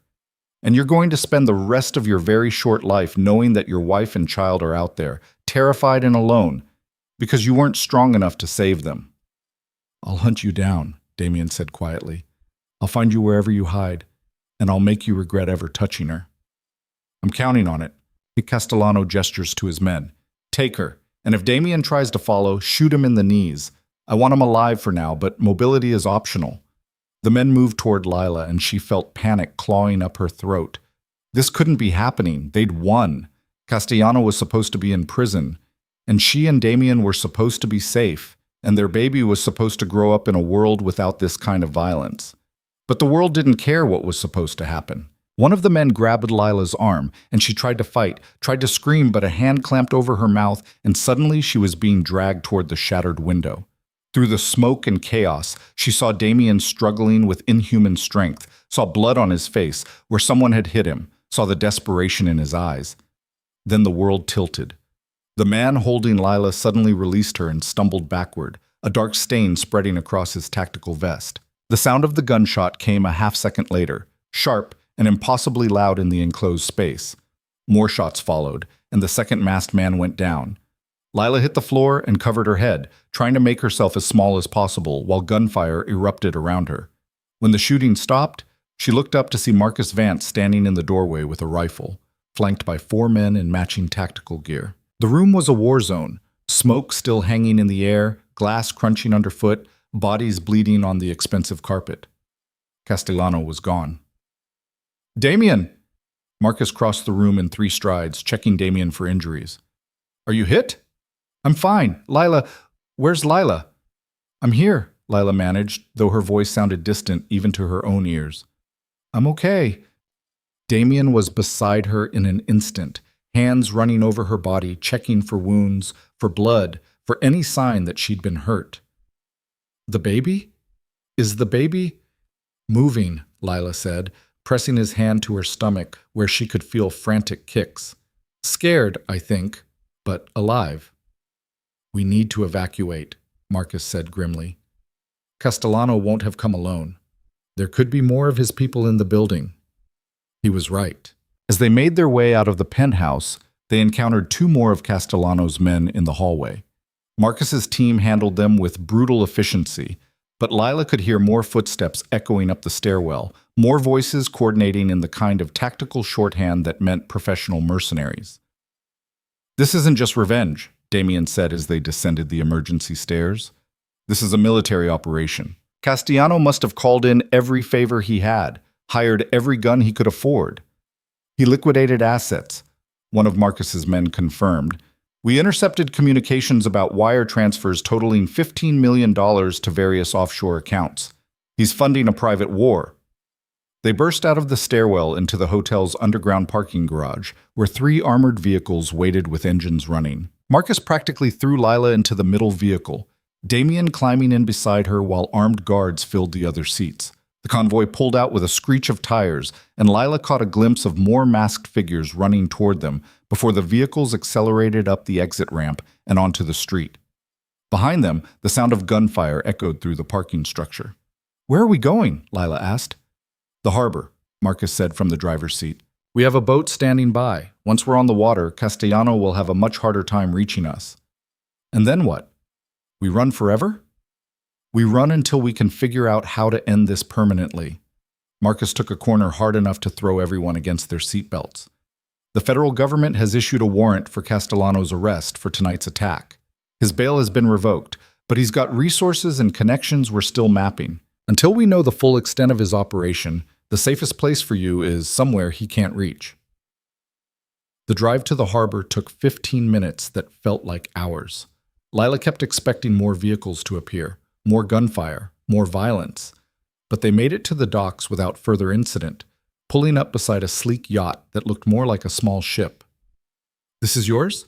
Lila asked as Marcus hustled them up the gangway. "It's borrowed from someone who owes Damien a favor." Marcus waited until they were on deck, then signaled the crew to cast off. "It's got enough fuel to reach international waters, and from there we can go anywhere. Europe, South America, Asia, your choice." The yacht's engines rumbled to life, and Lila felt the deck shift beneath her feet as they pulled away from the dock. Blackport's skyline receded behind them, the city lights reflecting off dark water, and she had the surreal thought that this might be the last time she ever saw the place where her life had completely fallen apart and somehow found meaning again. Damien led her below deck to a cabin that was surprisingly luxurious, wood paneling and soft lighting, and a bed that looked impossibly inviting after the chaos of the night. He sat her down and knelt in front of her, hands on her knees, eyes searching her face. "Are you really okay?" he asked quietly. "I don't know," Lila admitted. "I thought we were safe. I thought it was over." "I know, I did too." Damien's expression was raw with guilt. "I'm sorry. I should have planned for this. Should have known Castellano would find a way out." "You're not psychic. None of us could have predicted this." Lila took his face in her hands. "But we need to talk about what happens next. Because I can't do this anymore, Damien. I can't keep running and hiding and waiting for the next attack. Our baby is going to be born in 3 months. I need stability, safety, a future that isn't constantly under threat. I know, and I'm going to give you that." Damien's voice was steel wrapped in determination. "I'm going to end this. Not by running, not by hiding, but by making sure Victor Castellano can never hurt us again." "How?" "I don't know yet, but I'll figure it out." He pressed a kiss to her forehead. "Get some rest.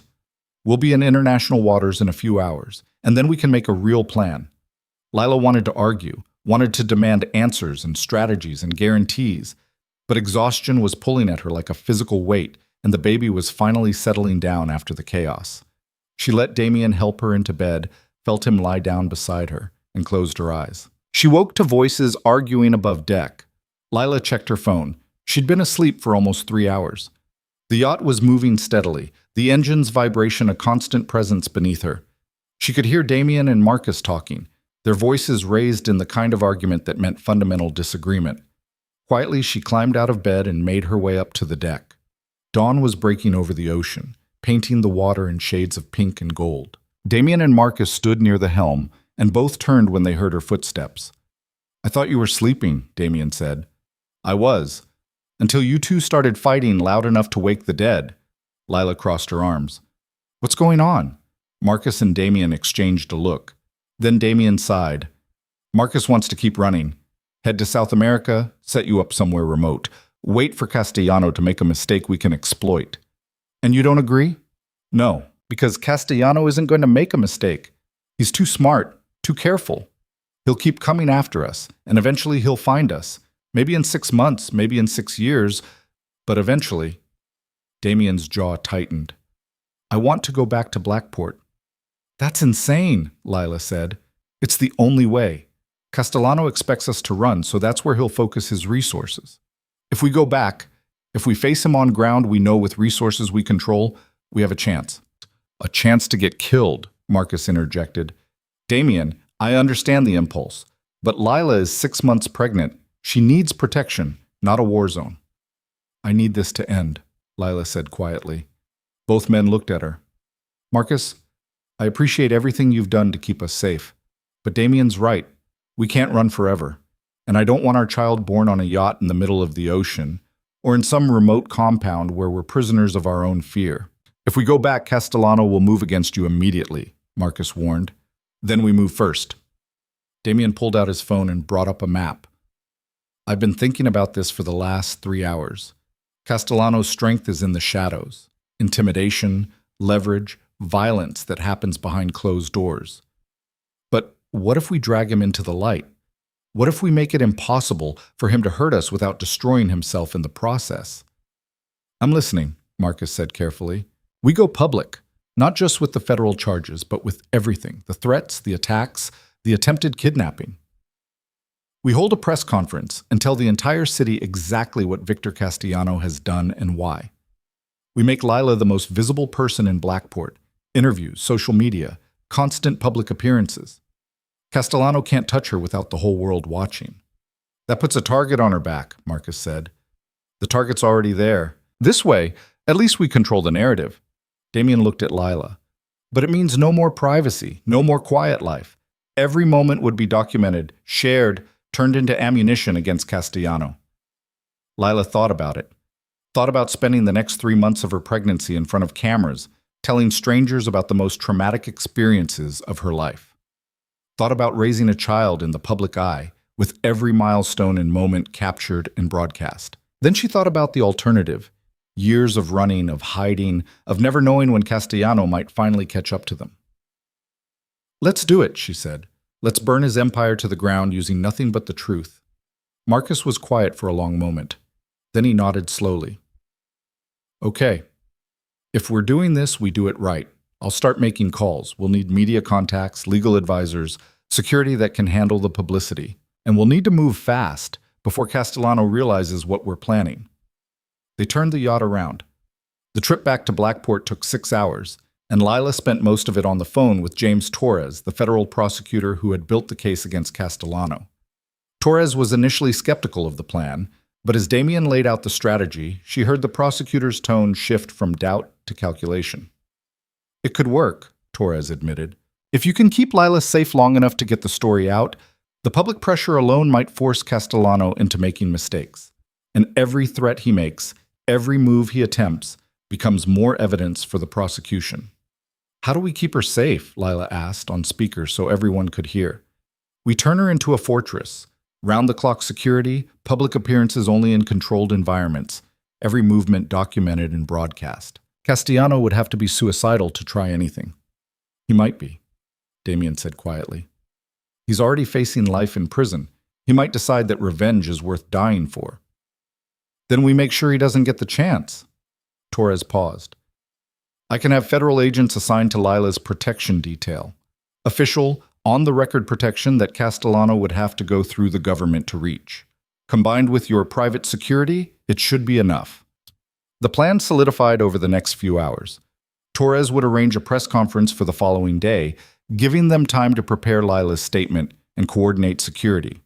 Marcus would handle the logistics, venue, transportation, media access. And Damien would use every contact and connection he had to ensure the story reached as wide an audience as possible. They docked in Blackport as the sun was setting, painting the harbor in shades of amber and red. Lila stepped off the yacht expecting to feel fear, but instead she felt something closer to determination. This was her city, her home. And she was done letting Victor Castellano make her afraid of it.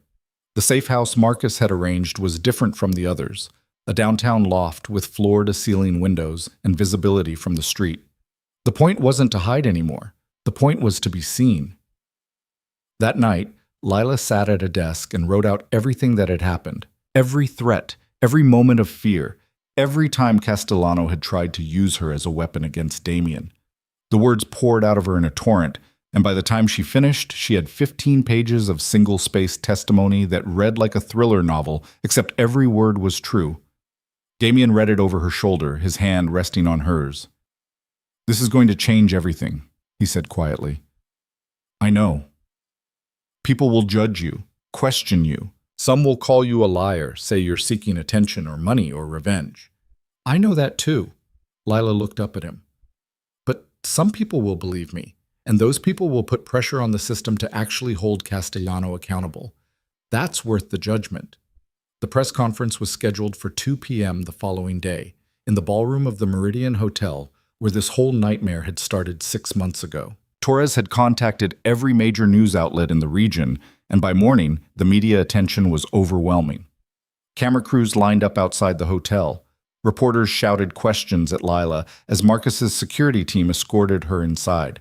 Social media was already buzzing with speculation. In a private room before the conference, a makeup artist tried to cover the shadows under Lila's eyes while Torres went over the statement one more time. "Stick to the facts," he advised. Don't embellish, don't speculate, just tell your story exactly as it happened. The truth is damning enough. What if Castellano shows up? Lila asked. Then we arrest him on the spot. He's violating bail conditions just by being in the same building as you. Torres smiled grimly. Honestly, I'm half hoping he tries something. It would make the case that much easier. At 2 p.m. exactly, Lila walked into the ballroom and faced a wall of cameras. The room was packed. Reporters, cameras, federal agents in dark suits, and what looked like half of Blackport's legal community. Damien stood off to one side with Marcus, both watching her with expressions of fierce pride.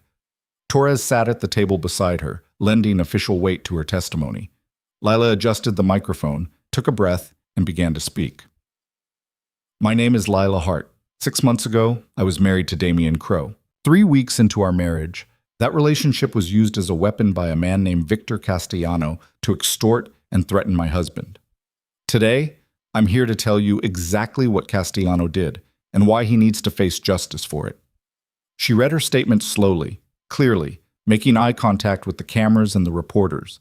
She described the surveillance, the threats, the divorce that had been orchestrated to protect her. She talked about discovering her pregnancy and about Castellano's plan to use her unborn child as leverage.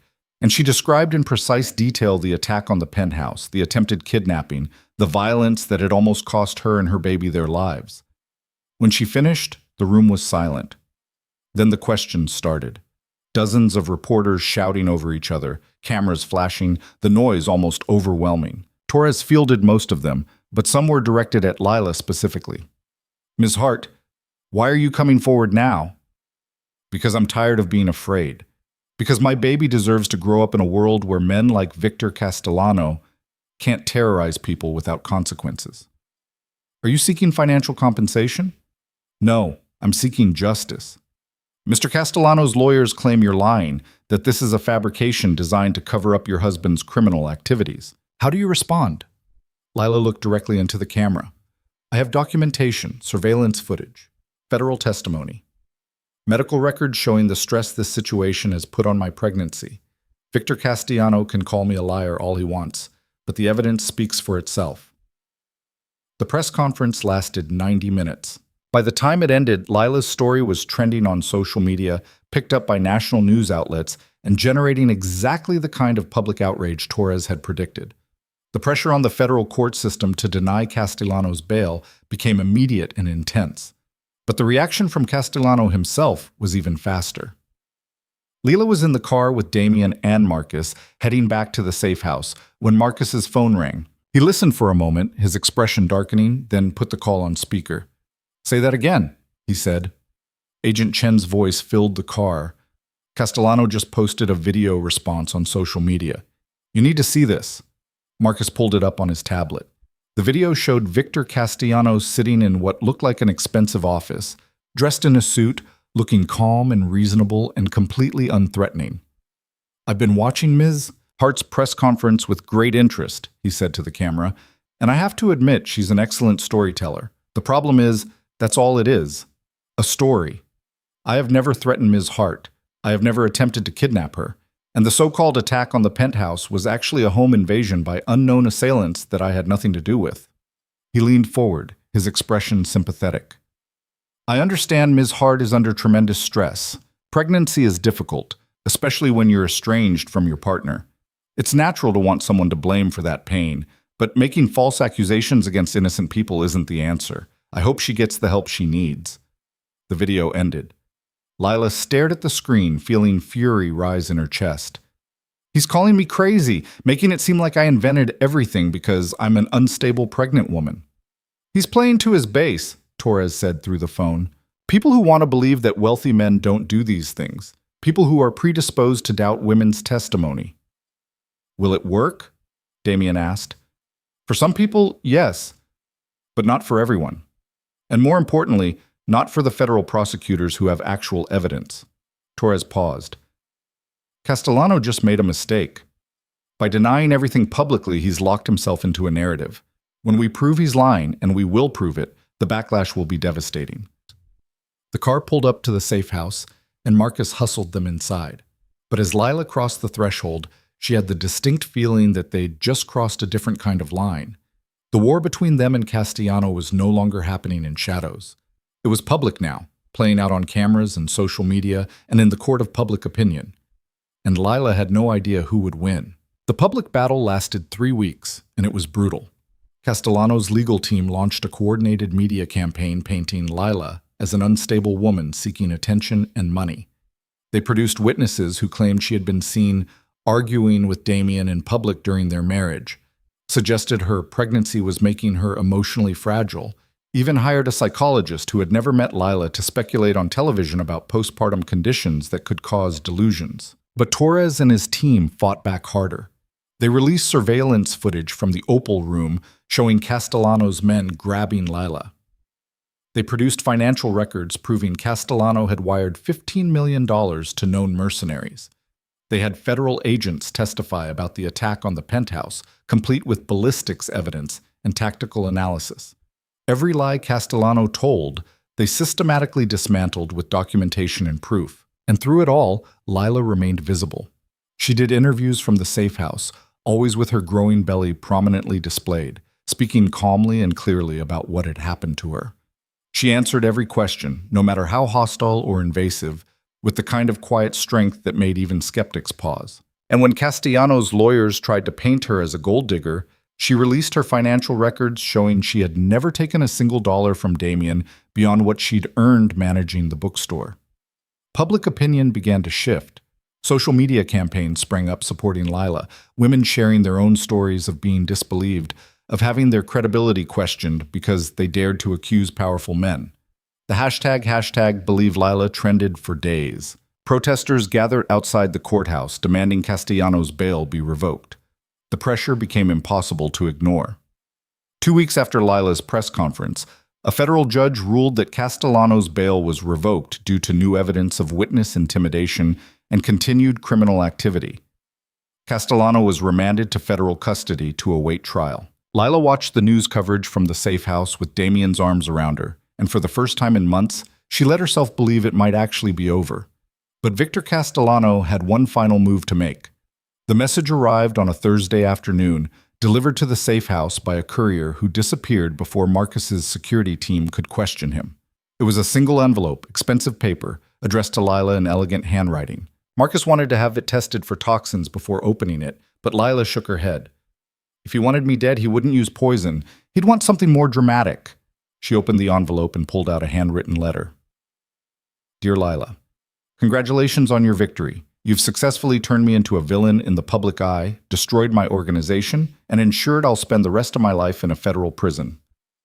Well done. But here's what you need to understand. You didn't win because you were smarter or stronger or more righteous.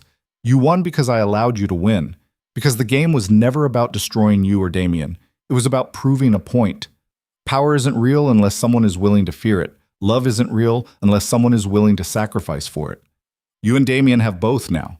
You've proven you'll do anything to protect each other and that child you're carrying. That's admirable. It's also weakness. Because now I know exactly how to hurt you, should I ever choose to. Not today, not tomorrow, but someday. Maybe when your child is 5 years old and starting school. Maybe when they're 16 and learning to drive. Maybe when they're 30 and have children of their own. The fear will always be there, Lila. Every time you hear a noise in the night, every time someone looks at your child too long, every time something feels wrong, you'll wonder if it's me. If I've decided it's time to collect on the debt you owe me for destroying my life. That's the real sentence I'm giving you. Not death, not violence. Just the knowledge that you'll never truly be safe. That you'll spend the rest of your life looking over your shoulder, wondering when I'll come for what you took from me. Sleep well. Victor Lila's hands were shaking by the time she finished reading.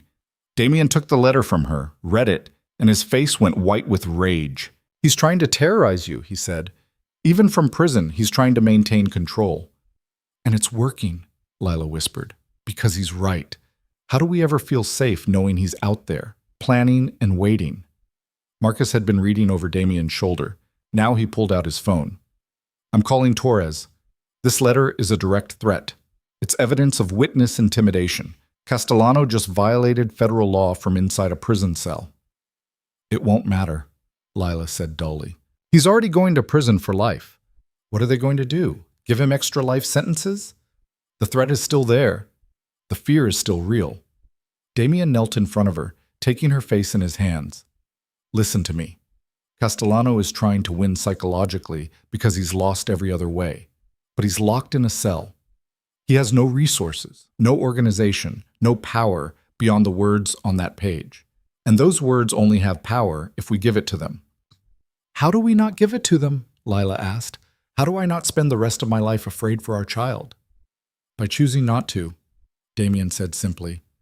By deciding that we're going to live our lives fully and completely without letting the ghost of Victor Castellano dictate our choices. By trusting that the security we've built, the legal protections we've established, and the public scrutiny on his case will keep us safe. And if he does come after us someday, then we'll handle it, together, the way we've handled everything else. Damien pressed his forehead against hers. I know you're scared. I'm scared too. But we can't let fear win, not after everything we've survived. Torres arrived an hour later with 2 federal agents. He read Castellano's letter with a grim expression, then looked at Lila. This is prosecutable, he said. Clear witness intimidation, written threat, evidence of ongoing criminal intent. I can have additional charges filed by tomorrow. Will it make a difference? Lila asked. Torres hesitated. Honestly, probably not in terms of his sentence. He's already facing multiple life sentences without parole. But it will create a record. Documentation that he's continuing to threaten you even from custody. If anything ever happens to you or your family, this letter becomes evidence of premeditation. That's not exactly comforting, Lila said. I know, but it's something. Torres sat down across from her. Bob. Hart, I've been a federal prosecutor for 15 years. I've put away dozens of men like Castellano.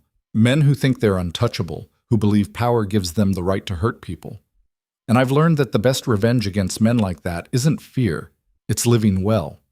Building a life so full and happy and successful that their threats become irrelevant. How do I do that when I'm terrified every moment? Lila's voice cracked. You start small. You take one day at a time. You focus on the baby coming, on rebuilding your marriage, on creating the future you want instead of the one Castellano is trying to force on you. Torres smiled slightly. And you remember that he's locked in an 8x10 cell while you're free to live your life. That's the victory, Ms. Hart. Your freedom versus his cage.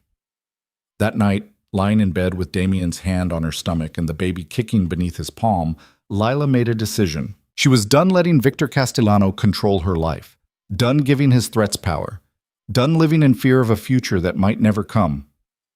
I want to get married again, she said into the darkness. Damien shifted beside her. We're already engaged. I know, but I want to do it now, before the baby comes. I want to stand up in front of everyone we love and choose you publicly, completely, without any shadow of fear or strategy hanging over it. I want our child to be born into a family that's whole and committed and refuses to let darkness win. She felt Damien's smile against her hair. When? Next week. Something small and private. Just us and the people who matter. No press, no publicity, no using our love as a weapon against anyone. Just a wedding. I think that's the best idea you've ever had. They planned it in 6 days, a feat that would have been impossible without Marcus's organizational skills and the small army of people who owed Damien favors. The ceremony would take place at sunset on the roof of Marcus's building, with only 20 guests and a view of the harbor where this whole nightmare had started. Lila found a dress that accommodated her 7-month belly, simple white silk that made her feel beautiful instead of enormous. Damien wore a dark suit that made him look like the dangerous, powerful man he was, tempered by the soft way he looked at her. Marcus stood as best man, and a federal agent named Sarah Chen, who had protected Lila during the worst of the threats, stood as her maid of honor. The ceremony was nothing like their first wedding. No elaborate venue, no hundreds of guests, no pretense of a perfect fairy tale. Instead, it was raw and honest and intimate. When Damien said his vows, his voice broke on the words about choosing her every day, about building a life worth protecting. When Lila promised to love him through darkness and light, through fear and joy, she meant every syllable with her whole heart. They kissed as the sun set over Blackport, painting the sky in shades of gold and crimson, and Lila felt something shift inside her. The fear didn't disappear completely. She suspected it never would, but it lost some of its power.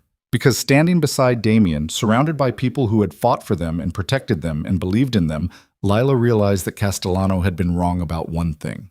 Love wasn't weakness, it was the strongest weapon they had.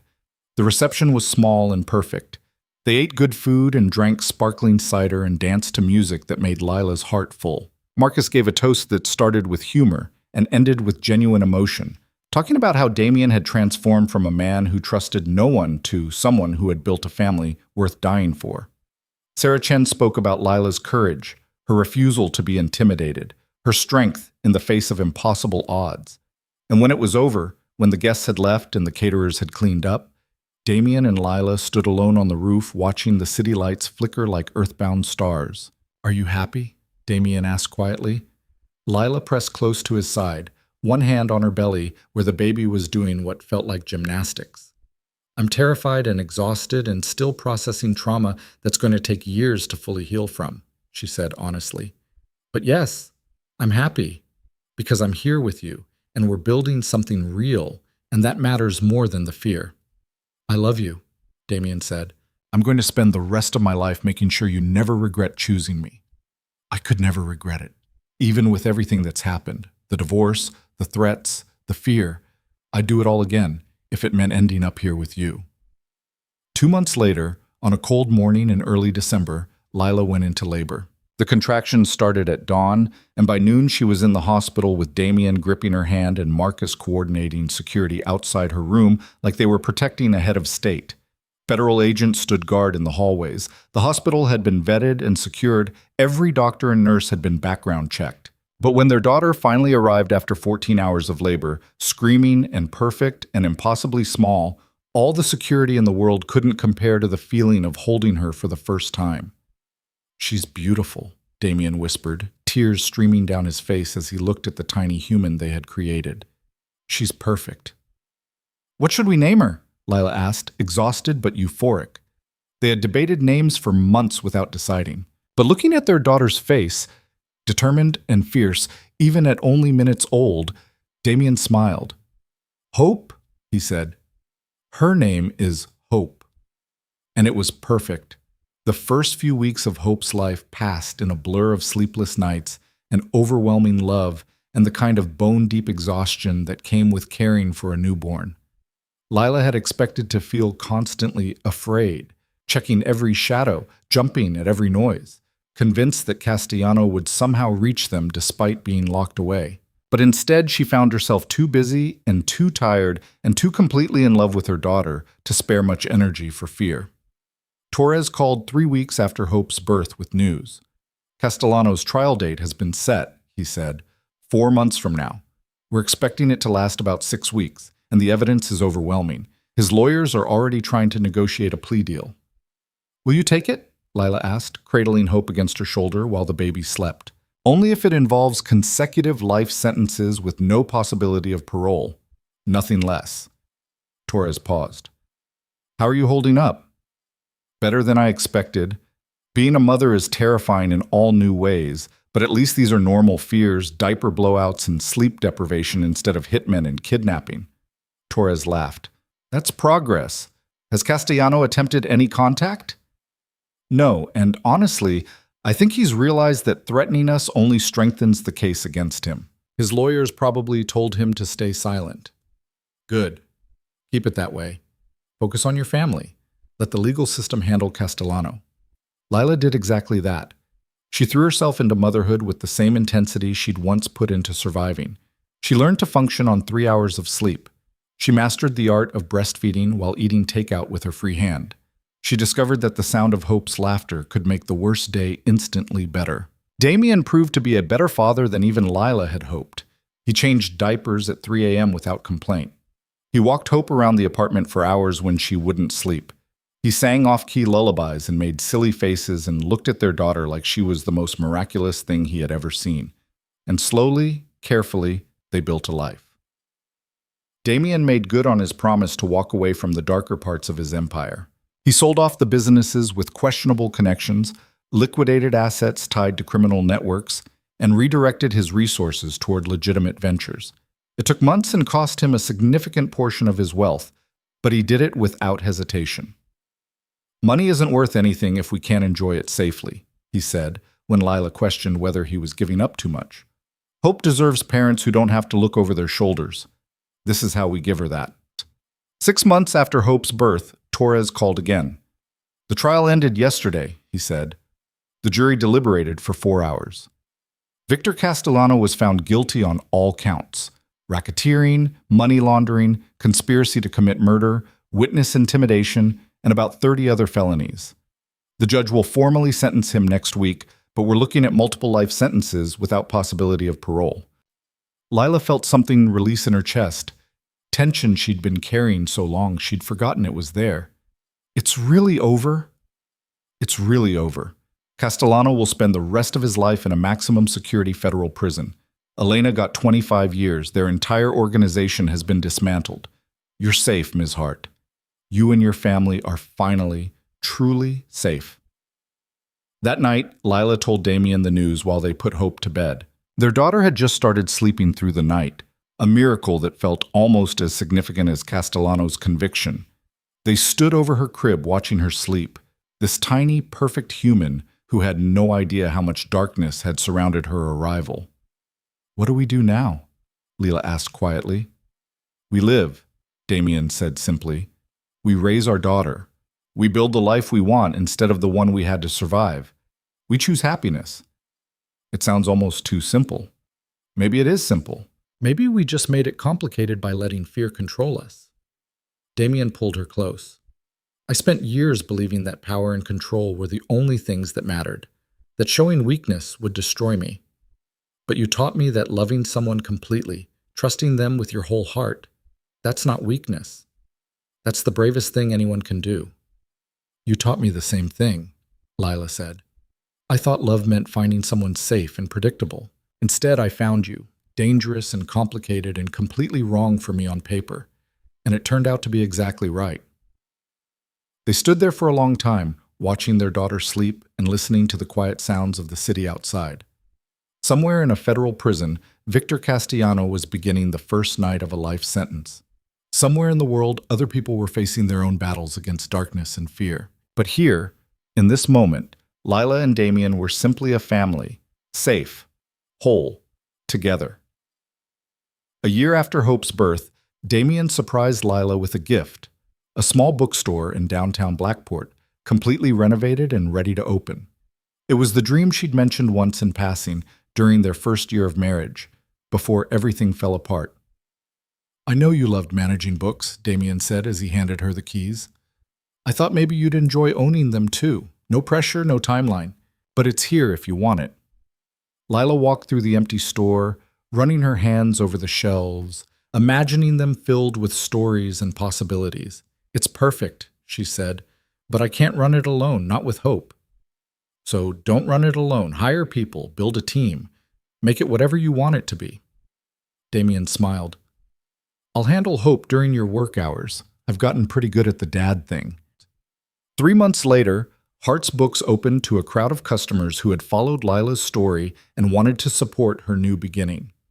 She stocked the shelves with her favorite genres, romance and mystery and thrillers that ended with hope instead of despair.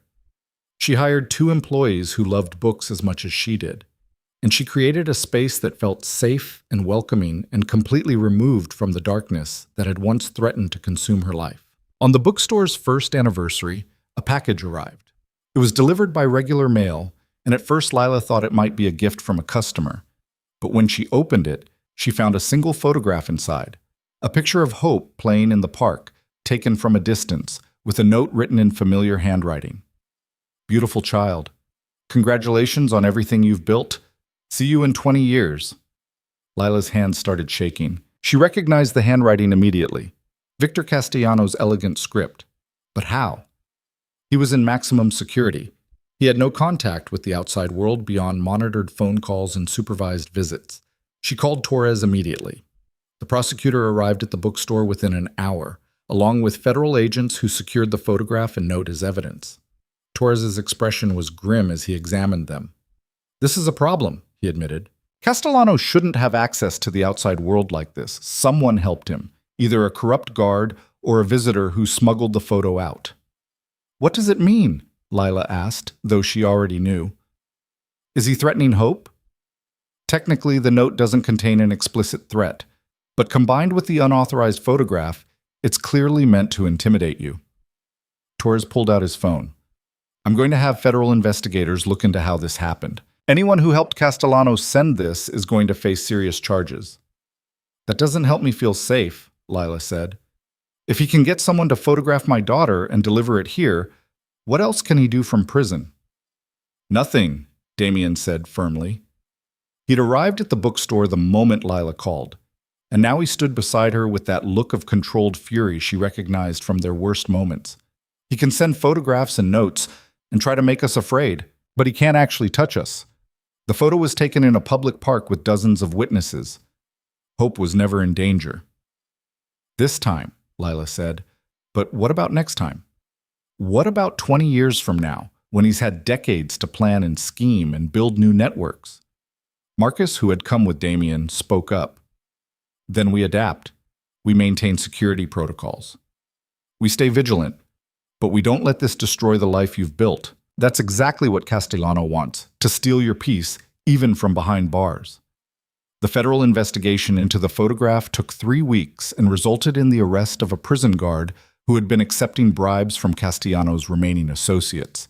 The guard was fired and charged with federal crimes. Castellano was moved to an even more secure facility with stricter monitoring protocols. But the fear lingered. Lila found herself checking over her shoulder constantly, scanning crowds for threats, lying awake at night, imagining worst-case scenarios.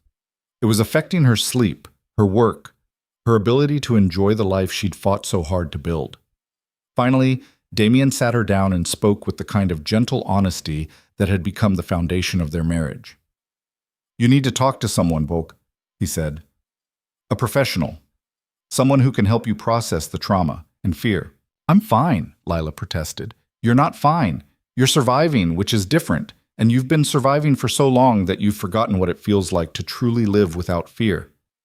Damien took her hands. "I've already found someone, a therapist who specializes in trauma and PTSD. She's helped other people who've been through situations like ours. Will you at least meet with her?" Lila wanted to refuse, wanted to insist she could handle this on her own, but looking at Damien's concerned face, thinking about Hope growing up with a mother who flinched at shadows, she realized he was right. "Okay," she said quietly. "I'll try." Therapy was harder than Lila expected and more helpful than she could have imagined. Over months of sessions, she worked through the trauma of the threats, the divorce, the fear that had defined so much of her life. She learned coping mechanisms for anxiety. She practiced being present instead of constantly scanning for danger. And slowly, painfully, she began to heal. The therapist helped her understand that what she was experiencing was normal, that anyone who had survived what she'd been through would struggle with fear and hypervigilance. But normal didn't mean permanent. With work and time and support, she could reclaim her sense of safety. Damien started therapy too, dealing with his own guilt and trauma from the choices he'd made. They did couples counseling together, learning how to communicate about fear without letting it control them, how to support each other through the hard moments, how to build a marriage based on trust instead of survival. Hope turned 2, then 3, then 4. She grew into a bright, curious child with her father's determination and her mother's kindness. She knew nothing about Victor Castellano or the darkness that had surrounded her birth. To her, the world was safe and full of wonder, and Lila worked hard to keep it that way. The bookstore thrived. Lila expanded to include a cafe and a space for community events, author readings, book clubs, story time for children. It became a gathering place for people who loved stories, and Lila found deep satisfaction in creating something beautiful out of the ashes of her trauma. Damien built something too, a foundation dedicated to helping victims of organized crime rebuild their lives. He used his resources and connections to provide legal support, security consulting, and financial assistance to people trying to escape dangerous situations. It was his way of transforming the power he'd once used for questionable purposes into something that actually helped people. 5 years after Castellano's conviction, Torres called with unexpected news. "Victor Castellano died this morning," he said without preamble. Heart attack in his cell. He was 53 years old. Lila sat down heavily, not sure what she was feeling. Relief? Vindication? Something more complicated that didn't have a name? Are you certain? She asked. Absolutely. I've seen the death certificate and the coroner's report. It was natural causes. Years of stress and poor health caught up with him. Torres paused. He's gone, Ms. Hart. The threat is over, permanently. After she hung up, Lila walked into the bookstore's back office where Damien was doing paperwork. She told him the news and watched his face cycle through the same complicated emotions she was experiencing. How do you feel? He asked. I don't know. I thought I'd feel triumphant or relieved or something. Instead, I just feel tired. Like I've been carrying a weight for so long that even though it's gone, I still feel its absence. Lila leaned against his desk. Is it wrong that I'm not celebrating? No, he was still a human being, even if he was a terrible one. It's okay to feel complicated about his death. Damien pulled her into his arms. But it means you're finally truly free. No more looking over your shoulder. No more wondering if he'll send another message. It's over. That night, Lila and Damien sat Hope down and told her a simplified version of their story. That there had once been a dangerous man who had threatened their family, but that he was gone now and could never hurt them. Hope listened with wide eyes, processing this information about parents she'd only ever known as loving and safe. Were you scared? She asked. Very scared, Lila admitted. But we got through it together, and we learned that being brave doesn't mean not being afraid. It means doing the right thing even when you're terrified. Like when I went to the dentist even though I was scared? Hope asked. Damien smiled. Exactly like that. Sometimes being brave looks like fighting monsters, and sometimes it looks like sitting in a dentist's chair. Both count. In the years that followed, Lila found that Castellano's death had given her something she hadn't expected: permission to stop surviving and start truly living. The hypervigilance gradually faded. The nightmares became less frequent. She could enjoy a day at the park with Hope without constantly scanning for threats. The bookstore continued to grow. Damien's foundation helped hundreds of families escape dangerous situations and rebuild their lives. Hope started school and made friends and showed no signs of the darkness that had surrounded her early life. And Lila and Damien's marriage deepened into something neither of them had imagined possible during those early desperate days. They learned to laugh together without the shadow of fear. They built traditions and memories and a life so full and rich that the pain of their past became just one chapter in a much longer story. On their 10th wedding anniversary, counting from their second ceremony, they returned to the rooftop where they'd gotten married. Marcus had arranged for them to have the space for the evening, and they stood at the same spot where they'd exchanged vows, looking out at the city they'd fought so hard to make their home. Do you ever regret it? Lila asked. Everything you gave up to be with me? The power, the empire, the life you had before? Damien pulled her close, and Lila felt his heartbeat steady against her cheek. Not for a single second. That life was hollow, empty. I had everything except what actually mattered. He tilted her chin up to meet his eyes. You taught me that real power isn't about controlling others. It's about choosing to be vulnerable with the right person. About building something together that's stronger than anything you could build alone. We've built a good life, Lila said. We've built an extraordinary life, and we're not done yet. Damien kissed her softly.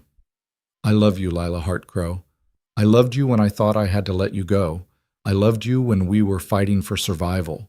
And I love you now, in this quiet moment where we get to simply be together without fear or pressure or anything except choice. I love you too, Lila whispered. I choose you, every day, in every timeline, for the rest of our lives. Below them, Blackport's lights spread out like a constellation of possibilities. Somewhere in the city, Hope was at a sleepover with her best friend, giggling about things only 8-year-olds found funny. The bookstore would open tomorrow to customers who had become like family. The foundation would help another family find safety and hope. And on this rooftop, 2 people who had survived darkness stood together in the light they'd built. Proof that love could be stronger than fear, that transformation was possible, and that the future belonged to those brave enough to fight for it. They had started with a divorce meant to save a life, They had survived threats and terror and a war that had tested every limit of their strength. And they had emerged not just intact, but transformed, two broken pieces that had somehow fused together into something unbreakable. That was their story. Not the darkness they'd survived, but the light they'd chosen. Not the fear that had threatened to destroy them, but the love that had saved them. And as the sun set over Blackport for the 10,000th time, painting the sky in shades of hope and promise, Damien and Lila held each other close and looked toward a future that was finally, beautifully, completely their own.